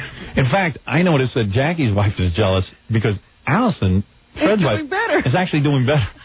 She actually has a professional job. She's stripping. Your wife's dying that she can't get in one of these plays. Why? I wish his wife was stripping. Right. Instead of mine. Now, we'll get her a role in one of these plays, too. Great. All right? But, it's funny because I remember seeing Allison during this period before she got into this play. Yeah. And all of her conversation now revolved around acting. Yeah, acting. She had the acting bug. So one of these smart promoters of Tony and Tina's wedding said, hey, Fred's wife wants to act. I got a role for her. Hey. She stands there on stage in a nun's uniform, and an Italian guy, hits on her and makes out with her. Right. So, all right. She goes on this. And it takes a lot of training to do that, by the way. Right. It really was. You know what it was? It wasn't even acting. And it was making out with a guy. Major characters who have lots of lines and carry this play along, and then there are these peripheral roles that anybody could do. They're extras. Yeah. And lo and behold, not only does his wife, and I've shown this on the E! Show, I'm sure most of the audience has seen it, who gets E! Yeah. Lo and behold, his wife not only gets this role, but she jumps into it with a verve and she's into it. With a vengeance. With a vengeance. And, not having seen the play before, she makes out with this guy for like, what is how long? Gary, get in here. We timed how long? Do we have that clip probably first? about 2 minutes. Can you do that one first? All right, I'm going to play the clip. This is, I went out and I taped, don't look at the screen yet, because it's very upsetting what's going to be going on here in a minute. God. Now, okay, here we are. Now, this is a tape of the girl who took over his wife's role as the nun. All right. Time, exactly how long. Fred, you have a timer? Yeah, Fred, you're going to use this in your divorce. I definitely, I'm looking for. Watch this guy. This is the new girl. This is the new girl in the role that Fred's wife had. Watch how long this is the exact, Fred, I didn't change this tape. I just want you to watch it. Could you move a little bit, Jackie? Go ahead. There she is. She kisses the guy. She fights him off. The nun fights him off. Look like she's into All right. That looks pretty chaste. All right. And now watch. It's over. That's the end of the roll. How long 7 seconds. Doug, how long was that? 7 seconds. All right. That's what I said. All right. Now, this is Fred's wife doing the Fred, no, do we have Fred's wife doing the kiss? I think it's all right. Here is Fred's wife doing the kiss. Now, time how long she sits there and makes out with this guy. Go ahead. Watch.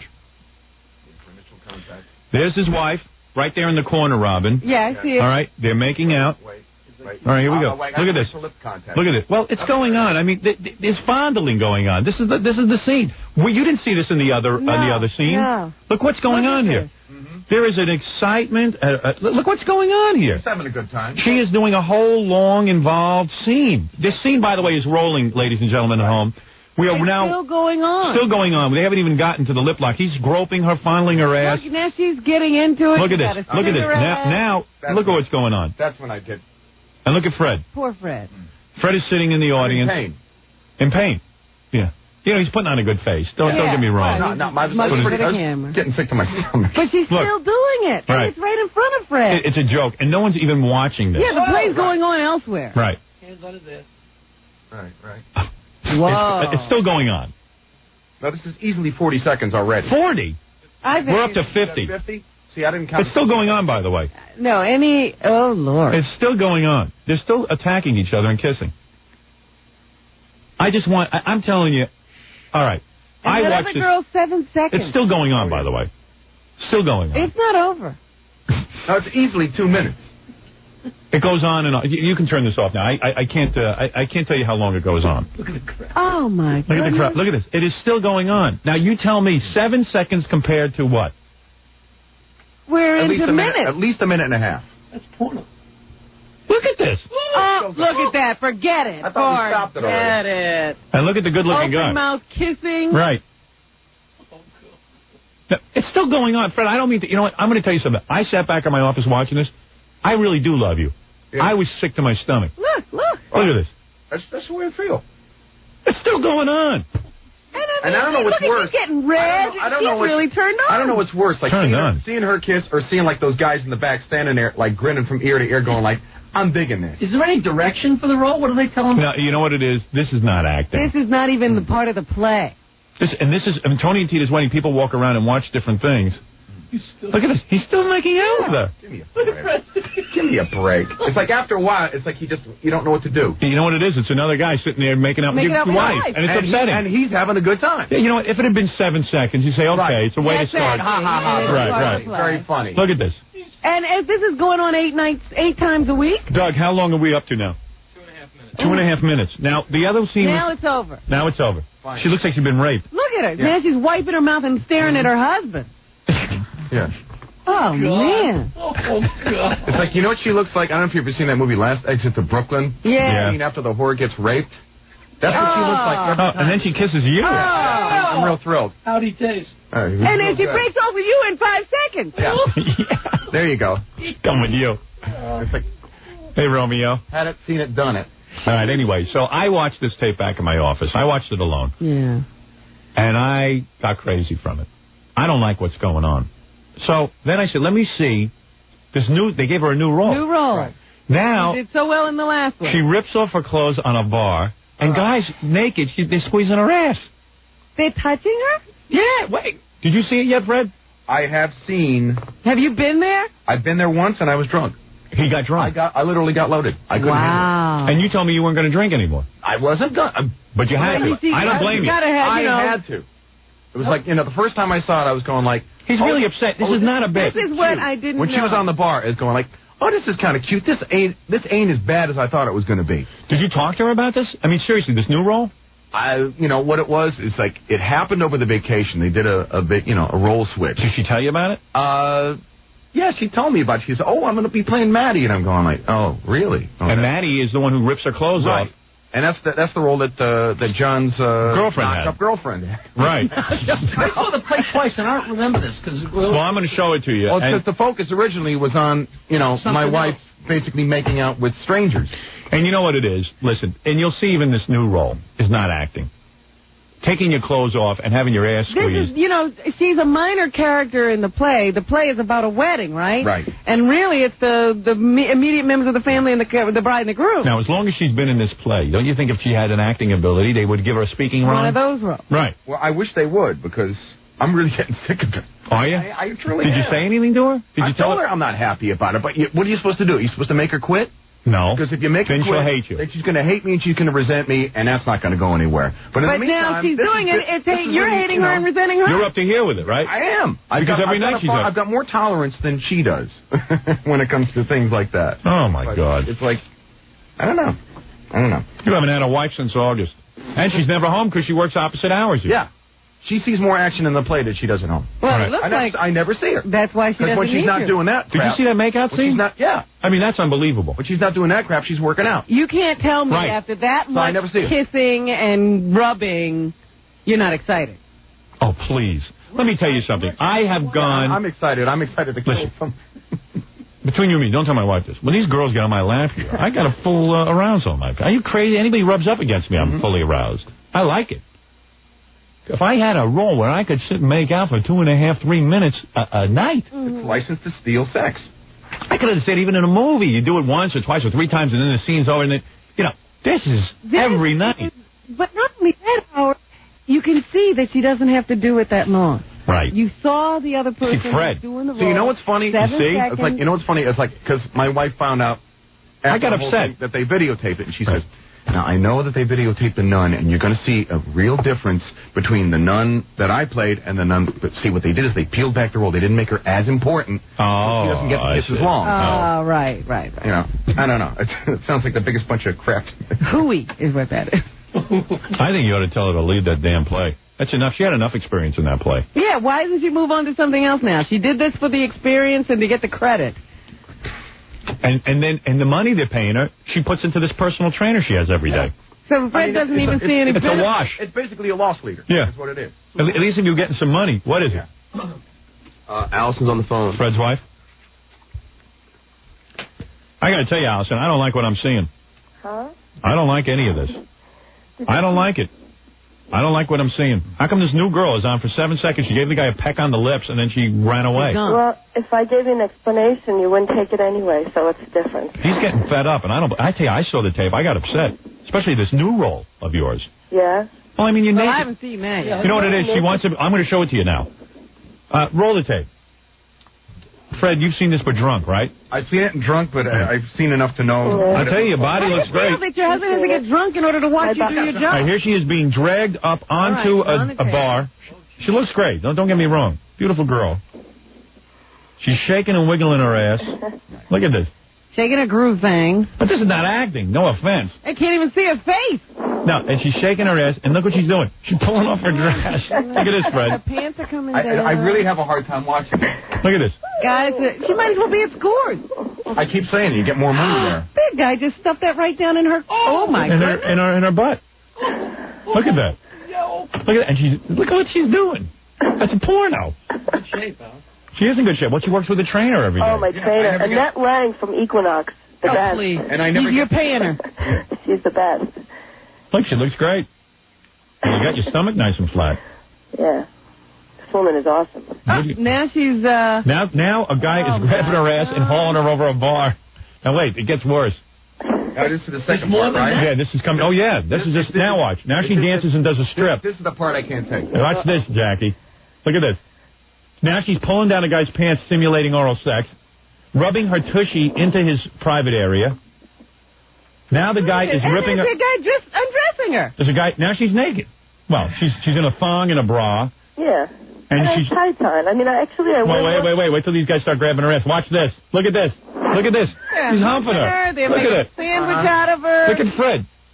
Oh, man. Look at what he's doing. Look what he's doing to your wife. He's humping her. But you don't feel, I mean, it's not like you're getting aroused by it. Can I Okay. Maybe you're not. I'm really not. I am. Well, Look at that's this. good. Look at this. Look at this. Now she's on the floor with her legs spread. What kind of acting is this? And there it is. That's it. That's the role. What is that? What It's did not you acting. do? Well, That- wait a minute. that is This not an acting. excerpt of the role. I mean, you didn't see the fine acting in between. Oh, here's the acting where she's rubbing into this guy's groin. I see. I got to tell you, I saw this. I got upset for Fred. I did. I got upset. What purpose does that play? But I mean, it's in the not, play. First of all, it's not forever. I'm not going to do this forever. For how long you been doing it? Well, just this part. I've only been doing like a month. I'm gonna, I'm not. Do you say anything? Huh? Do you have any speaking lines? Well, yeah, but mostly it's all improv. It's just improvisation, Steve Crotch rub into it. What do you Freddie? It sounds to me like you can't even talk to your wife about it. You want to? Well, I mean, we do discuss it, but it's like it's only going to go so far because it's like the end result would be to say Is he quit gonna or make not. me quit? Then if he makes me quit, then I'm gonna, Would you quit if he asked you to? She's going to hate my guts.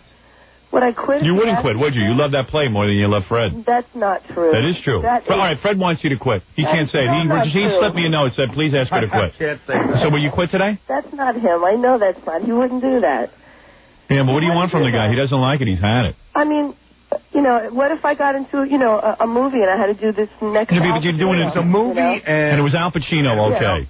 Would you Travolta, do that? that'd be great. That would be great. All right. This is not acting. I don't think Al Pacino would do a movie where he had to throw you across the I can't even floor. hear you, Robin. Can you hear Robin? Robin's like not. Oh, I know why. I can't hear at all. All right, now you can. Yeah, but I'm just saying I don't think Al Pacino would be in this kind of movie. Well, he had to start somewhere, right? Now keep doing it. Oh, It's not acting. It certainly hasn't improved your acting chops any. Just ripping off your clothes and having guys squeeze your ass. Seriously. I think this is preparing you for scores. I don't think it's preparing you for Broadway. It gives her a reason to get in shape and stuff, but... Well, it's good for the time being. All right, well, do what you want. It's a stepping stone, Fred, you don't care, huh? I do care. He does care. I definitely care. The guy had to get loaded to watch you do your play. She knows how I feel because she even said to me, she says afterwards, she goes, you got loaded tonight. It's like, and she's hanging out with all these guys at the theater. Rubbing her up every night. Yeah, and she's got all these new friends who rub her ass. And it's a joke. I'm not hanging out with all these guys. I mean, it's a stepping stone out of marriage. That's what it's a stepping stone. No, that's not true. It's not true. Are you thinking about divorce, Fred? Am I thinking about it? I don't know if I would divorce because it would cost me money. Oh boy, gee, thanks. What do I come with a price tag now? Are you so upset that you're thinking of cheating? Want to know something? I wouldn't cheat. I wouldn't cheat. That's why she can do this. Yeah, because there's you're no a wimp. danger for her. My wife was doing this. She is not in danger of losing anything. That gives me a guilt-free ticket. But I'm in Amy Lynn's apartment the next day. I'm not cheating. I mean, I don't... No, because everybody's watching? But let's put it this way. If you saw me doing that with some other girl in a play, you'd flip. Freak. I know. Every night. I know. And it's not even acting. She's come to shows where I played, I played a gig or something like that. And people just come up and ask me for an autograph. And she's right there beating them off. She's so right. It's not even funny. So, I mean, I don't know. It's like I'm supposed to be I mean, if a girl comes up and asks for your autograph? If a girl comes up and asks me for an autograph, she acts like, she was coming on to you. And it's like, give me a break. So do a few of these broads and then she'll stop. And maybe go home and make a life for you two. Make her think that she doesn't have you lock, stock, and barrel, Fred. He did a show 2 years ago, and the girl had to kiss him on stage. I couldn't deal with it. So good. Right. All right. Yeah, do what you want. I don't see this as acting. If you had a couple of lines or something, I maybe see it as acting. Even the point that it doesn't carry him along the play, Howard, why even bother to do it? I'll tell you one thing. I wouldn't let my kids go to this play. I never saw such nonsense. There's lots of kids. I want my kids seeing you running around in a thong getting your ass squeezed. I seriously was shocked because I'm saying this is supposed to be like a PG kind of play. No, that's no PG I play. I'm going like, give me a... Now when a girl's running around with a breast sticking out of her and her ass sticking out like that. People stick $5 bills in her thong. And a thong? I don't want my kids seeing that. Yeah, but I have tights on underneath. I mean, I wear less at the beach, you know? Yeah, well, but you don't have some guy grabbing your ass and rubbing his crotch into you. Everyone else is clothed, and they're not rubbing themselves up against you either. And under the guise of acting. Right, I mean, and anyone could do this. To a bra right there. Any stripper could do this part. I mean, I don't see how this is acting. I mean, look, you're right. Any stripper could do this part, but, you know, they have to also... They're using your name because you're associated with my show. Well, that's good. You know, you were smart when you planned it out and called that dial-a-date and got yourself into acting. That for me oh, boy, you know... Marry someone from our show and then get into an acting position. You know, I mean, what do you think I plotted? And then you take all the money and then you pay this personal trainer. I mean, what good is it to Fred? Well, she looks good anyway. I look good. I mean, at least I'm not... Yeah, you look good. So Fred could get a lot of good-looking girls. Touch, he never sees you. Yeah. Oh, come on. When a guy gets married, he wants more than a girl who looks good. He wants someone who'll do some stuff like cook and crap. I do cook. Yeah? I'm a great cook. I'm a fabulous cook. When I put my mind to it. She's such a sweet girl, but she's never around to cook. Right. Oh, come on. I haven't changed. You're a sweet girl. I like you, but you're not an actress. I'll tell you that. I knew you were going to say that. You're not an actress. Fred's wife taking my clothes off. I knew you were going to say that. Well, let me see you act. I've never seen you act once. Put me in your movie. I'll act. I'm not putting. Yeah, that's why I want amateur hour. Take the risk. Everyone. I'm the one who's got to take the risk on everybody. Well, no, you don't. But I mean, yeah, I could use a couple of. I know actors from non-actors. I'm a great actress. You don't know. All right. Well, no one knows, evidently. A couple of people have seen it. All right, Allison. Good luck. All right, I got truly upset when I saw it. I'll be honest with you. I hope this leads to something. I do, too. Guys. Yeah, I hope this leads to something more than a stripping job. Oh, yeah. Well, you know. All right, Allison. Getting a big agent. There it is, Allison. I mean, to hurt your husband like this, there ought to be some good payoff. Allison Furman, popular name these days after Mark Furman. There you go. That's it. Who was nightly in Tony and Tina's wedding, the Happy Humping Grounds of Broadway. Go out there and feel her ass. Right. If you want to, go to the show and feel her ass. Twice on Saturday, twice on Sunday. Anybody touches her ass, I'll find You know, wouldn't it be bad if you married her and she was into this kind of crap? Like Jackie's wife. If you went into it expecting it. Can I just say one thing? I was, you know. I mean, when he married, well, I was working in the business. No, you weren't. Yes, I was. All right, thank you. Howard, why can't you just listen to what I say for me? Why are you so hoarse? Is that from all the working out? She's busy. She's working and dancing. Yeah. Yeah. It's from all the working out. It is. She's losing her voice. Well, look, I mean, that guy throws her around pretty good there. That's a strenuous role. It is. It's a very strenuous role. Yeah. All right. Well, you look good. Thank you. Thanks. Listen, she gets hoarse. It's chilly when she's nude. I'll be honest with you. All right. Very good, Allison. Thank you. Bye, guys. Good luck. Bye. Thank you. Bye. Look at that guy. Like he's finishing up.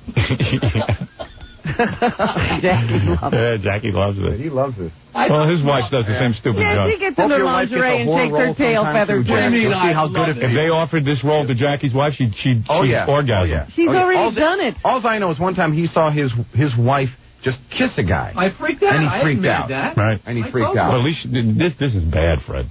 I came in. Seriously, it's bad. I agree. This is embarrassing. I don't know. It's humiliating. Embarrassing is too kind a word. Yeah. Look at her. Running around. And the weird part is she's enjoying it. Yeah. She don't have a bad ass. Well, she's got a great ass. That's the part that stinks. Yeah, Fred had to marry her to get that ass. Yeah, I had to marry her to get that ass. These guys. She's building that some acting. She's like a rubber doll there. You know, and what's worse is, like, I know that face that guy has on. That's the same face you see on the other guys that scores. Right. That same stupid, contented look. Let's hire her for the next party. I'd like to... and they just throw her around. I mean, look at that. Then they throw her on the floor like she's a piece of trash. Mm-hmm. And that ain't much of a bra. She could come out of that. No, I'm sure she has. You know what? It'd be bad if she did it once. What? It'd be bad if she did it once. And she does it 8 times a week. But, you know, it's just not even acting. That's my point. If they gave her a couple of lines, fine. Let her do it. I can understand that's acting. This isn't acting. This is like running around naked, letting guys grope you. You know what it is? It's a really cool way to, like, have other guys touch you and stuff. Yeah. It's creative. On her. You know what it is? My It's God. like I think she really thinks that this is like a legitimate play, and she's really acting. But that's all rationalization. She has acting ability, but and she's kidding herself with this. So what's the point in doing this? My point is, you know what? She'd be better off being in an acting class every day. That's right. Than doing this. I wish. Yeah, think about it. Because this is not acting. There are a million ways to act if you want to act. You don't have to do this. Right. I mean, if she really wanted to be an actress, jumping up on a bar and shaking your ass is not... You couldn't take her to California. Get her apart. Did she go to an acting school? She did. And now she's busy with this. Because she's finished. She's an actress. She's already an actress. She learned everything. She doesn't have time to take any more acting courses. She's stripping and working out. Look at that. That's acting, all right. I've seen many girls act that way. And quite frankly, there's another issue here that really pisses me off, is that the producers are making money off her because I talk about it on the air. Absolutely. Yeah. I'm thrilled with that, too. Let them advertise. This is the last I talk about it. Look at what's going on here. That's some acting. Look at what she's doing with her lips. Everybody's just got a hand on. Look at what he's doing with her ass. Great. I forget. Turn this tape off. Really, seriously, I don't want to torture my man. That's great. I got to take a break. Let's do the news and get out of here. I'm disgusted. Hey, I'm really disgusted. This is on a Friday. Everybody's now depressed. Life's miserable. Squeezing his wife's ass. Yeah. Jesus Christ. Throwing her around like one of those blow-up dolls. Take an acting class. There you go. At least he'd be doing some lines and some roles and some plays. Be demanding. If you think so much of your talent, don't do this crap. Yeah. All right. Fred, I'm sorry. I appreciate it. And I will never do that again. It's enough. Until they change the role. Yeah, if they change the role again, I'll get the next one, they'll be involved penetration, I'm sure. Seriously, do you agree with me? I mean, do you think that's acting? In all seriousness, Jack. It's weird. I'm sure she's doing it because she thinks that this will get her another role, and I hope it does. I wish it did. But it doesn't seem to. What kind of role do you think it'll get her? Anything but this. Be inspired to... What would you... Didn't Stuttering John's girlfriend do this role? Yeah, and now she's pregnant. And let me ask you, no, but in all seriousness, and she didn't have any lines or anything? No, she did have lines. She, you know, she was like... How come your wife doesn't get any lines? Well, she does have lines. Oh, she does? She does. There are actually... this is probably a more, I don't know, high-caliber role than The Nun was. It's like maybe one of the top 5 principals in the play after Tony and Tina. She might be 4th or 5th. Really? Oh, so she does have some lines. She does have lines, but... She says, where am I? I don't really care. Yeah, right. She's half naked. Or 3/4 naked. All right. I'd like to see that part where she says something. Or does some sort of acting ability. Mm-hmm. Yeah, and this, to me, is not acting. Some acting. All right, let's take a break. It's obviously upsetting Fred. Let's take a break. Upset me. Yeah. Right? Yeah, because, like, I tell you, it's like, I handle this anymore. And you start about divorce. And, wait a minute, maybe I won't get divorced. I'll save myself the money. I just take all the money out of my account, move it to another account. That's all. And just move. Oh, I can still, ways to hide money.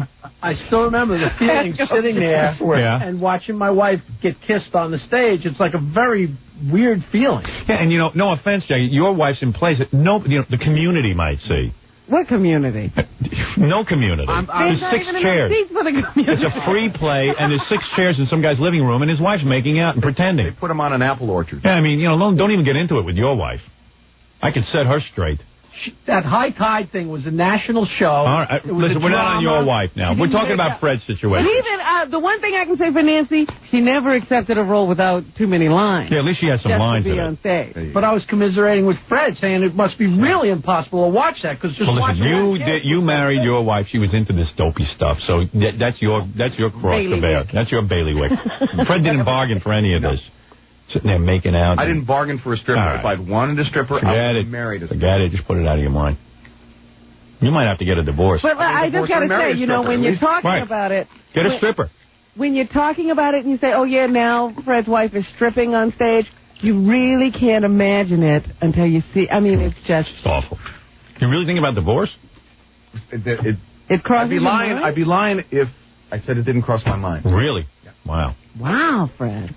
He's upset. He waited a long time. He's putting in his time. He gave her a chance with it. Okay, you want to be in the play, but how long is this going to go on? How long is this guy going to be tortured? Let her play a retard. Retard that keeps on her clothes. She doesn't seem to notice that part. Know that part. Which is easier? She'll be a retard. A nude retard. A nude retard. Don't touch me. Don't touch me. Don't touch me. Give me $1. Put $1 in my deep swing. All right. I love you, Tony. Tina, it's a great way. No, because to see Fred suffering like this is just really... You ought to go to one of them counselors. They don't know anything, but it'll give you something to do. Let him go to the show. Pays What does he need a counselor for? You don't need a counselor. His head's screwed on straight about this. And my wife started doing that. My wife hits me again. The moment she even says anything about a regular job, you start screaming. You got her trained pretty well. I have wild news, coming up next week. I'm gonna announce next week a lot of stuff that's going on and let you in on a lot of things. I go to my wife to tell her. She goes, "When am I gonna have a part in your movie?" Does she ask you that seriously? Yeah, seriously. And I go, "You know what, Allison? You really stink." She goes, "Why is that?" I said, I'm talking seriously here about a huge production, a movie, which is going to be the story of my life. It's going to be a wild movie. And all you can keep saying is, "Can I be in the movie?" You sound dopey. Listen to what I want to be in the movie. And it's like, and I shut her right up. Yeah, you fix her good. Yep. How? Yeah, Jackie would like to take lessons. I'm consistent. It's like raising a child. You gotta be consistent. He has never indulged her once, Jackie. Nope. I said, "Oh yeah, you're gonna be in a movie. Get in the bed right now. I'll put a camera on us, and we'll see what you can do for the movie. Here's your movie, honey." I said, "You never acted in your life. Why would I put? What do you think? I'm amateur hour just because you're my wife? I put you in a movie? You're completely not into show business. Now you're in show business? Yeah, I want to be." I said, "Yeah, you want to be in? Well, why don't you go call Gary Marshall? He's a top director. He's making a movie right now." Why has it got to be your movie? Why has it got to be my movie? Go into somebody else's movie. For Christ's sake. Let's play some commercials. I'm way behind, and we got to do the news, and we got a lot to do today. We'll be back. I'm going to go somewhere. Take a break myself. That's all. You're listening to The Howard Stern Show. 97.1 The Eagle. We're back with The Howard Stern Show.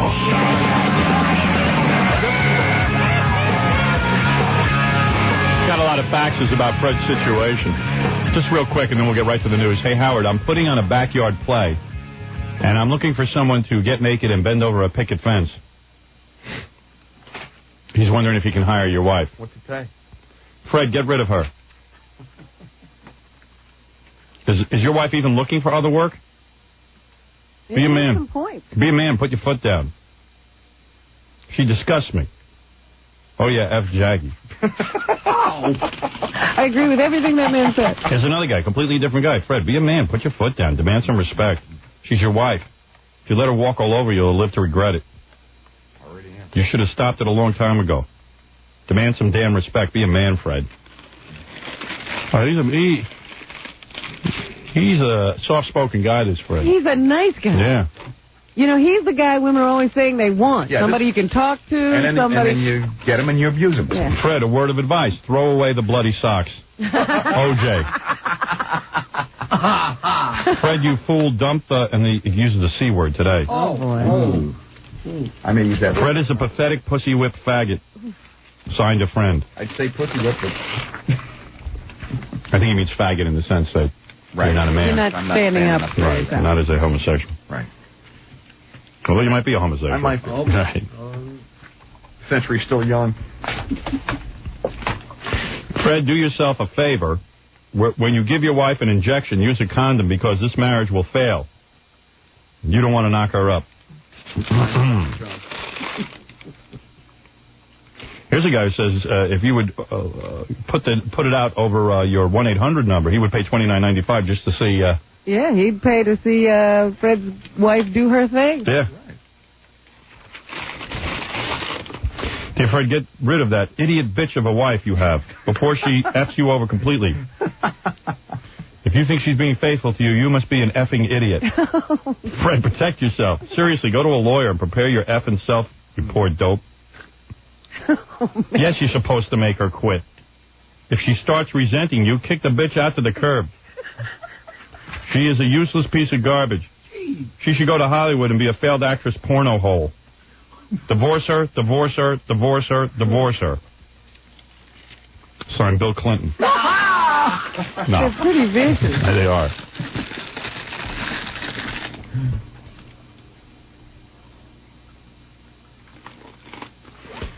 Let's see, Howard Stern. I can't believe you're being such a hypocrite. Throughout your career, you have shamelessly leered at and pawed numerous women. Listen, let me tell you something.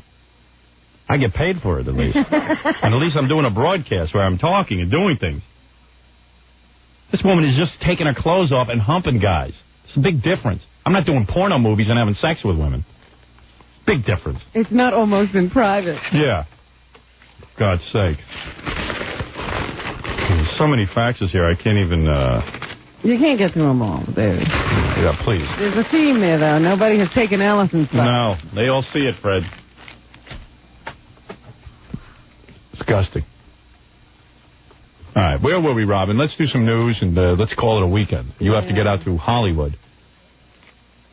I'm still reeling from that tape. I'm very affected by it myself. No, you should have been with me when I saw it the first time. Oh. You should have seen me. My head went through the roof. Oh, here's one I didn't give you. This is from a lawyer. He says, send a copy of your wife's porno tape. I hate to see you used like a cheap pair of rented bowling shoes. I can probably get you divorced in 2 weeks with her paying alimony to you. Wow.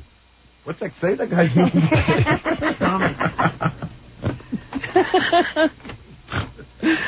This one says, Fred, sew up her private parts before she goes to work. Signed, Fred's mother. I knew she loved me. Well, listen, it's upsetting. All right, Robin, what else is in the news besides Fred? 2 New Jersey commuter trains have collided in Secaucus. Broadcast reports say one of the trains apparently jumped off the track and hit the front car of another train. Numerous police vehicles and ambulances are on the scene, but we do not have any confirmed reports of injuries at this time. So, it's pretty serious. Bad mishap in Secaucus this morning. That's not near Club Benet, is it? Is that going to mess up my gig? his gig tonight? Howard, help me out. You know, there was a train accident. It'd be hard to get people in. Yeah, nothing more depressing than being at the site of a train wreck. Go ahead, Robin. There was another one of these disgruntled employee shootings down in Fort Lauderdale this morning. Police now say 6 people are dead after a man opened fire at a workstation in Fort Lauderdale, Florida. I work hard. Was he bald and smoked cigarettes? A disgruntled former employee went to the trailer where beach cleanup workers were gathered before dawn and began firing. He then shot and killed himself. One survivor was able to run and call police. Another man told a TV station that the gunman had failed a drug test and was fired from the city workforce some months ago. In all, police say 7 people were shot. 1 person is hospitalized in critical condition, and among the dead is the gunman himself. So don't have to have a big trial. That's an easy one. All taken care of. No brainer. Clean up the debris and Right. everything. Go on about your business. Actress, author Joan Collins is expected to return to the witness stand today. Go get him, Joan. But this time she'll be questioned by her own attorney. You know, she broke down sobbing yesterday and then spent 40 minutes in the judge's chamber trying to compose herself after her grueling questioning under the attorneys from Random House yesterday. They accused her of lying about whether she was able to write these books or not and write them well. Joan claims that she has lived up to the terms of the contract and is owed the rest of the $4 million payment that Random House agreed to pay. Random House says she didn't do anything right, and they want all their money back that they have given her already. Meanwhile, there are some awfully snippy people in the press here in New York. Michelle Greppy, I think, of the Post, What did she say? wrote that if Joan Collins had been... her testimony had been overseen by Aaron Spelling, her wig would have been on straight.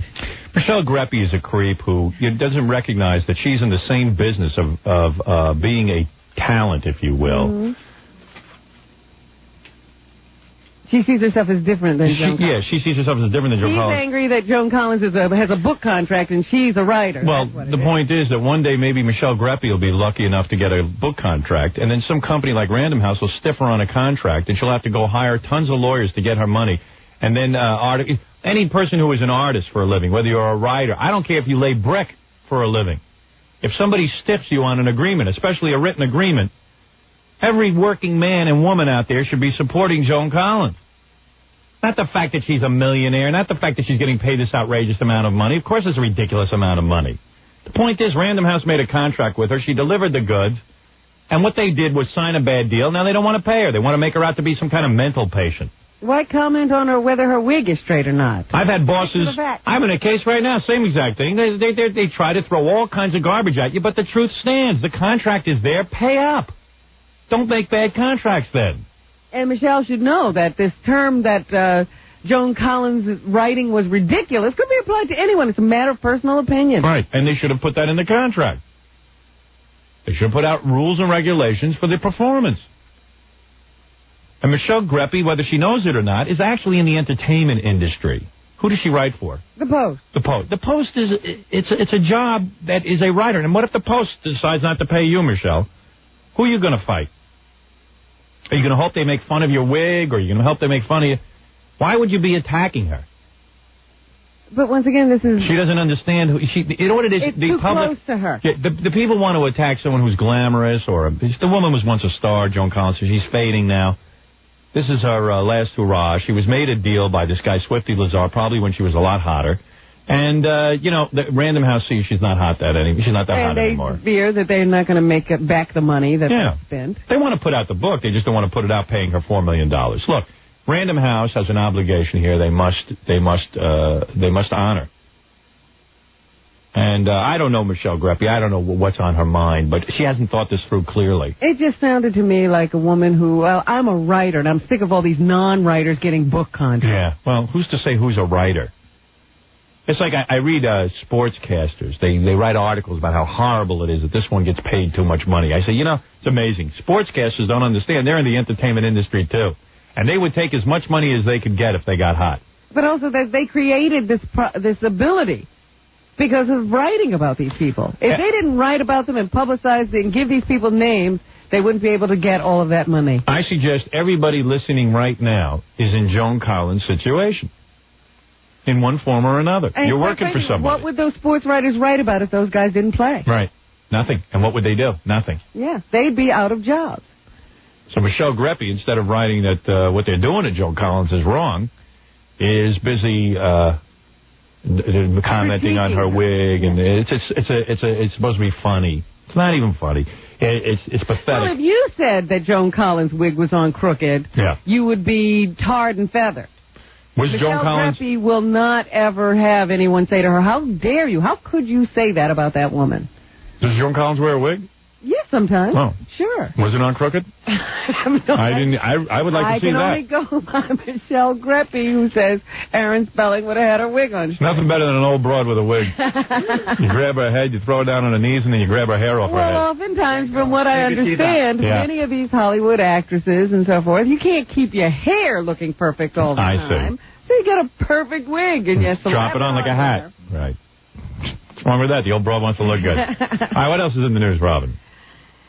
I want to know about this umbrella policy that Bill Clinton took out that is now paying all the legal fees for his fight against Paula Jones in that sexual harassment case. Okay. It seems that the president first took out an umbrella policy in 1991. This is shortly before the Paula Jones incident allegedly occurred. Mm-hmm. And then he renewed or upped the policy shortly before she filed suit. Mm-hmm. And people are wondering now if the president knew that he was doing this and he misled his insurance company, because you're supposed to tell an insurance company if you have some pending legal situation coming up that you want to be protected from when you're getting this kind of lawsuit insurance. I see. So now they're asking questions about that. You know what's amazing? He's still leading in the polls. This has become political life. You get attacked. Bob Dole now, they've already uncovered, how did this guy become a millionaire being a senator? That's the one thing. They're also looking into his wife's affairs. Right. She's a very busy lady. She works for the Red Cross. And she made some certain claims about all these speaking engagements and how she gives the money away to charity. And they're like, wait a minute. Everybody goes through it. This is it. Now, if you're a public official, you now have to be up with litigation constantly. This is it. We're ruining the country. Maybe all this ability to get information is bad for us. As far as I can tell, this Paula Jones suit is this. She went up to a hotel room with him, and he asked her for some oral sex. She said no, and she left. I wish somebody... What is that wrong? You know what? I wish somebody would just say, yes, I did it, leave me alone. What do you want? If I was Clinton, I would just say, listen, I asked her for a little oral sex. She said no. Give it I didn't rape her. I didn't push her head down into my lap. And that's it. She left the room. So let's say he did this. What did he do to her?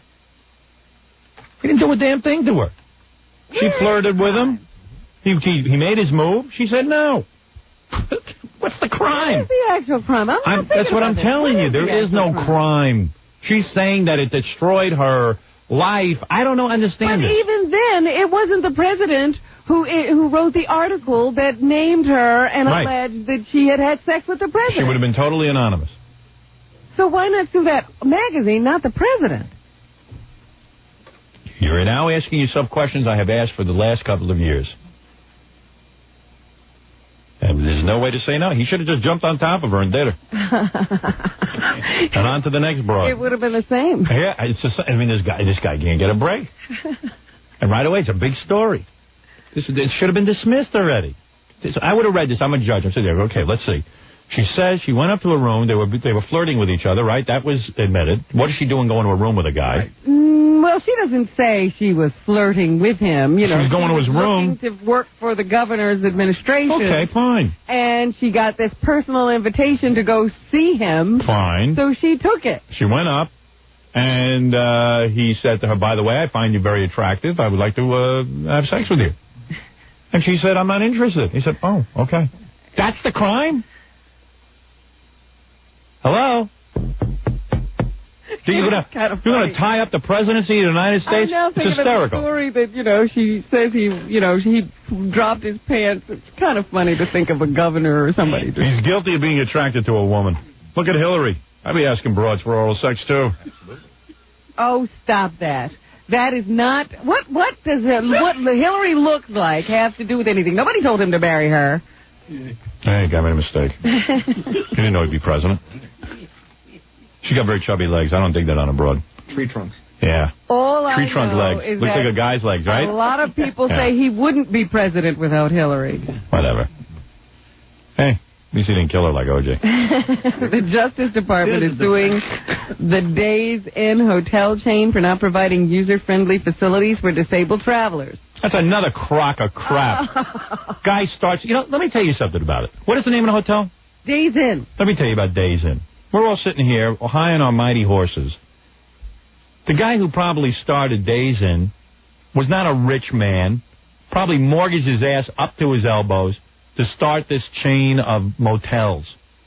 Now, and he probably worked his ass off 24 hours a day to start what is probably one of the toughest businesses in the world, the service industry of motels, dealing with every piece of filthy white trash that wants to go in there and lay someone. And he works his ass off, and he gets some and the hotels catch on, and he goes to a bank, and the guy builds up a hotel. Guy wheels his wheelchair, and he can't get up the steps. I got a lawsuit. Get some lawyer in there. I tell you, the country's ruined. You can't start a business. Wait a minute. I would agree with you if that is what had occurred. The country's nuts. However, what occurred? Tell me. In this instance, there's been an 18-month investigation of 28 newly built hotels in 17 states. Yeah. Now, there are new regulations and requirements that everybody knows about. So when you're in business, you check the regulations, come on. and you do what they say, or you get into this kind of trouble. That is part of doing business. You can't win. There's so many regulations. Imagine what they this. have discovered is there are insufficient visual alarms, hard to operate security switches, and wheelchair ramps that are too steep. Let me tell you something. If politicians ran Days Inns and hotels and motels, there'd be none of these laws. There are these laws, though. I mean, I don't have a problem with people being held to the letter of the law. Ugh. They're strangling business. And I'll tell you something, this country's going down. We're going to be a third world nation soon. You wait and see. That's my prediction. We're going to be a third world nation? Oh, you bet. You bet. We're on our way, baby. Well, I don't want that to happen. Well, it's happening already. You see the next generation coming up, the scores on the tests and everything. There's not a genius among them, except for those goddamn Viet Cong. All you hear about are the bad scores. Boy, they can spell. They win every spelling bee. Got homeless. Everything. Everything. We're doomed. All right, let's take a break. They're smart. They'll take care of us. Well, yeah, the homeless. They're motivated. No, You know I meant the Viet Cong. The Viet Cong will take care of us. They're going to run all the hotels soon. They'll understand every law. I tell you, I was interviewing a guy the other day. I said to him, you think we're becoming a third world nation? And this is what he said. Yeah, there you go. What did he say? You'll be eating rice 3 times a day and eating with your feet. Right. Those people have a very low cancer rate. Yeah, flies will be zooming over your head constantly. You ever see like them Bangladesh babies? Be a flies. You get the flies. Yeah, it'll be flies all over you. All right, let's take a break and we'll be back right after this. You're listening to the Howard Stern Show. After this, 97.1 The Eagle. Listen fast. It's the soon-to-leave radio. Howard Stern. Yeah. When am I getting to leave? That could be my announcement. I don't think it will be, but it could be. I might be leaving radio. I'll announce. I have a big announcement next week. Well, I'll just have to wait. By the way, the radio station is still looking for disc jockeys. I know I'm supposed to be talking about it because it is kind of funny. They've gone through every tape of every professional that sent in tapes. Mm-hmm. Now they want to hire regular people or something. So they heard the professionals and said, let's go with anybody else. I talked to Kevin Weatherly, the program director. He said, this is why it's such a demeaning business being in radio. He said, yeah, maybe some guy will be sitting in his living room, make a tape, and it'll be good. Well, you know, it's funny because I was listening to your story earlier, how your father encouraged you to get into voiceover work, and he always told you have to work on your air work. Right. And you did. You went to small markets, and you worked and worked and worked, and finally said, I think I'm ready to go to New York. And now look at it. And now all you have to do is make a tape in your living room. Anyway, Robin, you were doing the news, so... Yes. So there are some towns that are very much taken with their sports franchises. Bayville.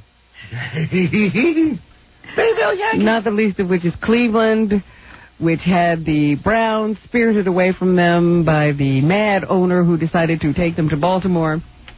You don't mean he was mad. You mean well, that's how they angry. feel about him. Oh, they hate him over there. Yeah.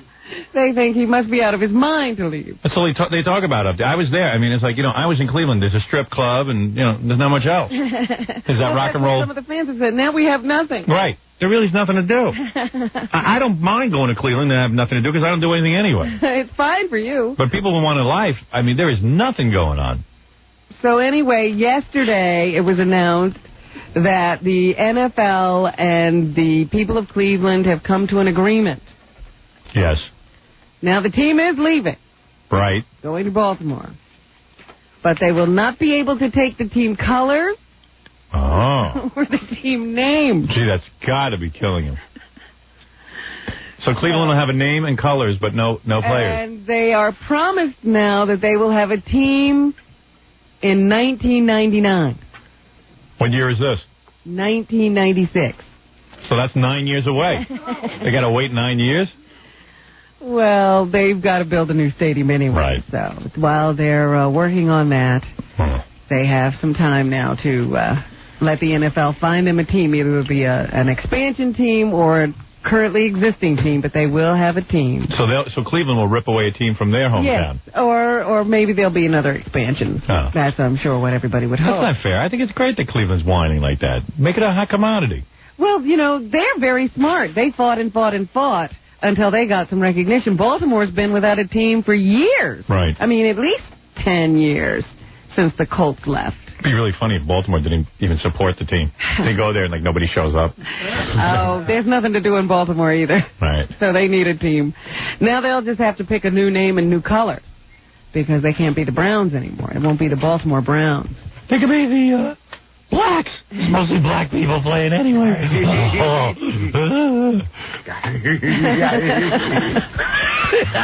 Baltimore blacks. You might want to submit that name. Baltimore African Americans. Maryland Moolies. Oh. Rick, just because your wife is dancing topless. Don't have to attack black people. Use my voice to I'm sorry. I was feeling racist. What else? But, so there you go. That's what's happening in Cleveland. But it just amazes me how much attention this got. Here's the mayor of Cleveland, Mayor White. Mayor White? Who is black. Mayor White is black? Oh, That's Mayor White? Yeah. All right, here's Mayor White. Mayor White to talk about the deal that he's now made with the NFL. They recognize that there are a few teams in this country, in the National Football League, Is there Morse code behind him? that are so special by their inception, so unique by their history, so important by the great thrills and the great joys that they have brought, not just their What is he talking but the about? entire country, that they deserve a special place and a special protection. Talk about a run-on sentence. Damn, what's he talking about? I think he's on microphones and said, hey, I got a forum. Let me speak. What is this here? What you mean you're talking into this and people can hear it? Let me see here. What they need is, and they don't need is, and all of us need is... Oh, God's children. Here's some more of Mayor White's comments about Let's hope he makes the some sense. NFL agreement. The National Football League is committed to requiring and committing up to $48 million for the construction of a brand new stadium in the city of Cleveland. The low number for that commitment is $28 million, depending on the cost, and will rise to a high of $48 million if, in fact, the cost of the stadium were to rise to $240 million. Now, I know this is a lot of figuring for most of you, but... We really need to know all the math. All right, here we go. 28 goes into 28 twice. If it goes up to 48, then you sell, and 420... And finally, what else did he have to say? Wow, this guy's got a mouthful. I think he would have been done by now. The NFL will deliver to Cleveland an expansion franchise or an existing franchise for play in the new stadium, which we have committed to build and have ready for occupancy for the 1999 season. Now, according to my figures, be about $144 million for helmets alone.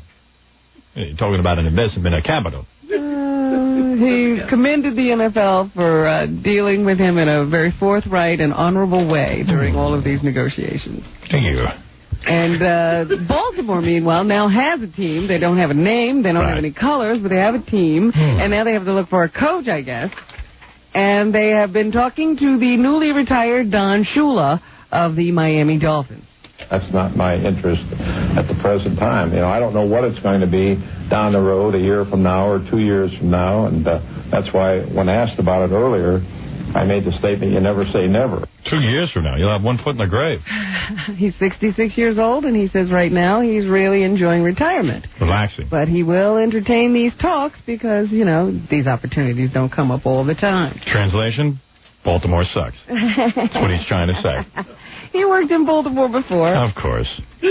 I'm Do it joking. again. I'm joking. Well, you Baltimoreans don't get upset. NBC is the most vulgar broadcasting network. That's true. What do you mean that's true? They had to fire me. Meanwhile, they're the most vulgar. They are. They say, you should see, all these, the stuff they say on this network is the same stuff I got fined by the FCC, $1.7 million. Penis, vagina, all this stuff, all the masturbation jokes. I'm not kidding you. Everything that I've done and got fined for and got my ass dragged through the coals, this is what they're doing now. They never even thank me at the end of these shows. I feel like Lenny Bruce, goddammit. The Media Research Center has released a Vanishing Haven, the Decline of the Family Hour, which is a 10-page study. It's no family hour. Ask NBC, CBS, and ABC, as well as Fox, for airing sexy sitcoms and steamy soap operas from 8 to 9 p.m. This is unofficially the Family Hour. However, they have now stepped up the campaign and are putting a lot of adult programming in that early time slot. Co-ed Call Girls was 8 o'clock. No, it wasn't. It was 9. I watched it. It was terrific. It was really good. It may be vulgar, but you love it. I love the Co-ed Call Girls. And Tori Spelling. Here's what the study found. 72 curse words were used in 117 hours of programming. Sure. Oh, last night on Friends, kiss my ass. You go, squeeze my ass, repeatedly. And the FCC has said constant vulgarity, a repeated squeeze my ass three or four times in a row. What is constant? Over 4? Women taking off their clothing, and, in other words, if I talk about a woman's breast and taking off her clothing and making love to her, I get fined. But they show it. NBC had 1.26 obscenities for every hour of Family Hour. You bet. Kiss my ass. I tell you, I get the bad rap around here. Its rating as the most vulgar. NBC's Mad About You with 7 curse words, and Jag with 6 were the worst offenders. Jag? Yes, I don't know what that is. Well, I know Mad About You does all the routines from this show. Premarital sex outnumbered portrayals of sex between married couples by an 8-to-1 ratio. Melrose Place had 2 homos holding hands at dinner. I'm not kidding. I saw it.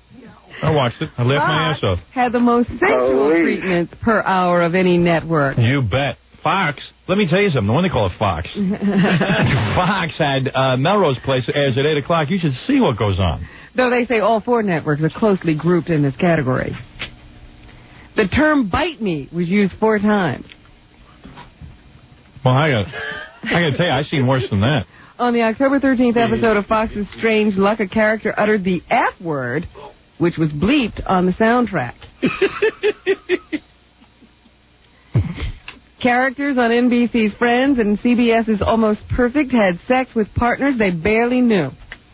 Not only that, they use words that I get fined for. I don't understand. Where's the line? Give me some guidelines here. Seems if it's on TV, it's all right. I told you Entertainment Tonight used the word for breast. T-word for breast. Supposedly you're not supposed to be able to say it. I know I can't say it. If I say it, I say it. Millions of dollars. For nothing. Such a joke. And President Clinton didn't help me. 60 Minutes wouldn't help me. No, but none of these guys. They all turned their back on the First Amendment. The real issue here is not what's on TV. It's how do families handle it. What everybody in these reports are saying is that you should be able to leave your child in front of the television and go away and not interact with it at all. Let the television raise your kids. You don't like the way television would raise them right now. Of course. If you want to have children, get involved with them. Did you read that Home Improvement? Tim Allen makes a bowel movement and throws it at his mailman. Did you see that? I didn't see that. How can my kid watch that? But that's all these studies are about. We can't leave our kids in front of the TV. Will children be allowed to watch your TV movie, Robin, that you're going out to film? Oh, yeah. There is a child in the script. What are you wearing in this? I'm a businesswoman, so I will be wearing business attire. Topless business attire. I'm not your wife, Fred, so I will be dressed appropriately. Will there be cleavage? I won't be stripping for this role. You should. I have some dignity. Not here. Oh, yes, I do. I'm the only dignified one here. You believe it. I do. Meanwhile, there are a couple of movies opening today. Beautiful Girls, getting good reviews. Beautiful Girls with Rosie O'Donnell. How's that? How's that for false advertising? That should be the title of the film. Beautiful Girls with Rosie O'Donnell. How's that for false advertising? No. Yeah, put that in the title. If the Beautiful Girls are with Rosie, then you understand. But don't say Beautiful Girls starring Rosie O'Donnell. Oh, it's sickening. She's got such a huge head. They call that a stage head. Huge head. They weighed her head. Do you know that? They weighed her head. They broke the scale. Yeah. Her head alone broke the scale. But when you have a big face like that, with lots of face space, they call that a stage face. You're supposed to be very good on the stage because even the people in the back row can see your face. Yeah. You're not good in bed because people can see your face. I'm working on a script right now called Big Fat Pigs starring Julia Roberts. A block of ice is smaller than her head. And funnier. She's a bulldog. Who else is in the news? But it sounds like the movie could be good. And the new John Travolta film, Broken Arrow, with Christian Slater, opens today as well. No, he's a big deal, John Travolta. He was washed up a year ago. I know. All of a sudden, he's hot as a firecracker. So now I'm supposed to jump, too, when he's in a movie? Well, you like Get Shorty. You like Pulp Fiction. Yeah, he was good. Wait 5 minutes. He'll be gone again. Give him a bad script, though. Yeah. We got John Travolta. I saw those Look Who's Talking movies. Yeah. Welcome back, Carter. Let's take a break. We'll be back. Let me just do one more story and we can be done. Yes, you want to tease? Well, it's not a tease kind of story. I'm very concerned. Governor Christy Todd Whitman is going into the hospital for surgery again. She's fine. It's just one of those plumbing problems. Oh, stop it. Don't even her shoulder worry. doesn't have plumbing. Oh, I thought it was female stuff. No, it's for her right shoulder. I thought it was her ovaries. Next Friday. Say, take out all her ovaries. Got a rotator cuff problem. You can relate to that. You know what? She likes to play too many of these sports. You know what a rotator cuff problem is? You rest for about a month and it goes away. Well, they're going to remove scar tissue and bone spur. Nah, these are type A personalities who can't stop for 2 seconds. She had surgery in November to remove her right ovary. Will she have anything left by the time By the time she's president, she'll have nothing left. They'll have taken out all her organs. That's all right. You don't need those. The shoulder operation was described as routine, requiring only 1 day in the hospital. She don't need ovaries to be the president. She'll be back to work on Tuesday, February 19th, after the President's Day holiday. I know what they're trying to do to her. They're trying to make her into a man. They're going to put a penis on her neck. Because everyone's upset that she's going to be the president and she's going to be a woman. Let me take a break, Rob, and I'll come back. I'll do the plugs. All right. All right, thank you. We'll be back with the Howard Stern Show. It'll be Chris Whitman. Don't go away. 97.1 The Eagle. Let's return to the Howard Stern Show. All right, I'm just going to do the plugs and we're going to get out of here. Let me just update you on that train wreck. Yeah. The caucus. 2 people. Rescue efforts are being hampered by the remote site of the location of the accident. Wow. But they've got medevac helicopters going in there now and all kinds of things. So people are dead. Not a fun day. Jackie Penthouse, Joke Page Martling, get the hysterical 2-hour video of his wild game Stump the Joke Man, only $15 plus $4 shipping and handling. Jokeland special, buy 2, get 1 free. Call 1-800-323-KING. Tomorrow night, February 10th, at the world-famous Club Benet in Sayreville, New Jersey. Big birthday bash for Jokeland's web address, samples of Sergeant Pecker. You can call 516-922-WINE. Go ahead. See Jackie tomorrow night if you can get tickets. It's a tough night to get tickets. It's a tough Especially when he's celebrating his birthday, man. That's wild. Oh, he's wild. He'll probably be drunk. He'll probably move his bowels on stage. Next Thursday, February 15th, join King Norris for an after-work party at the Orange Bear in Manhattan.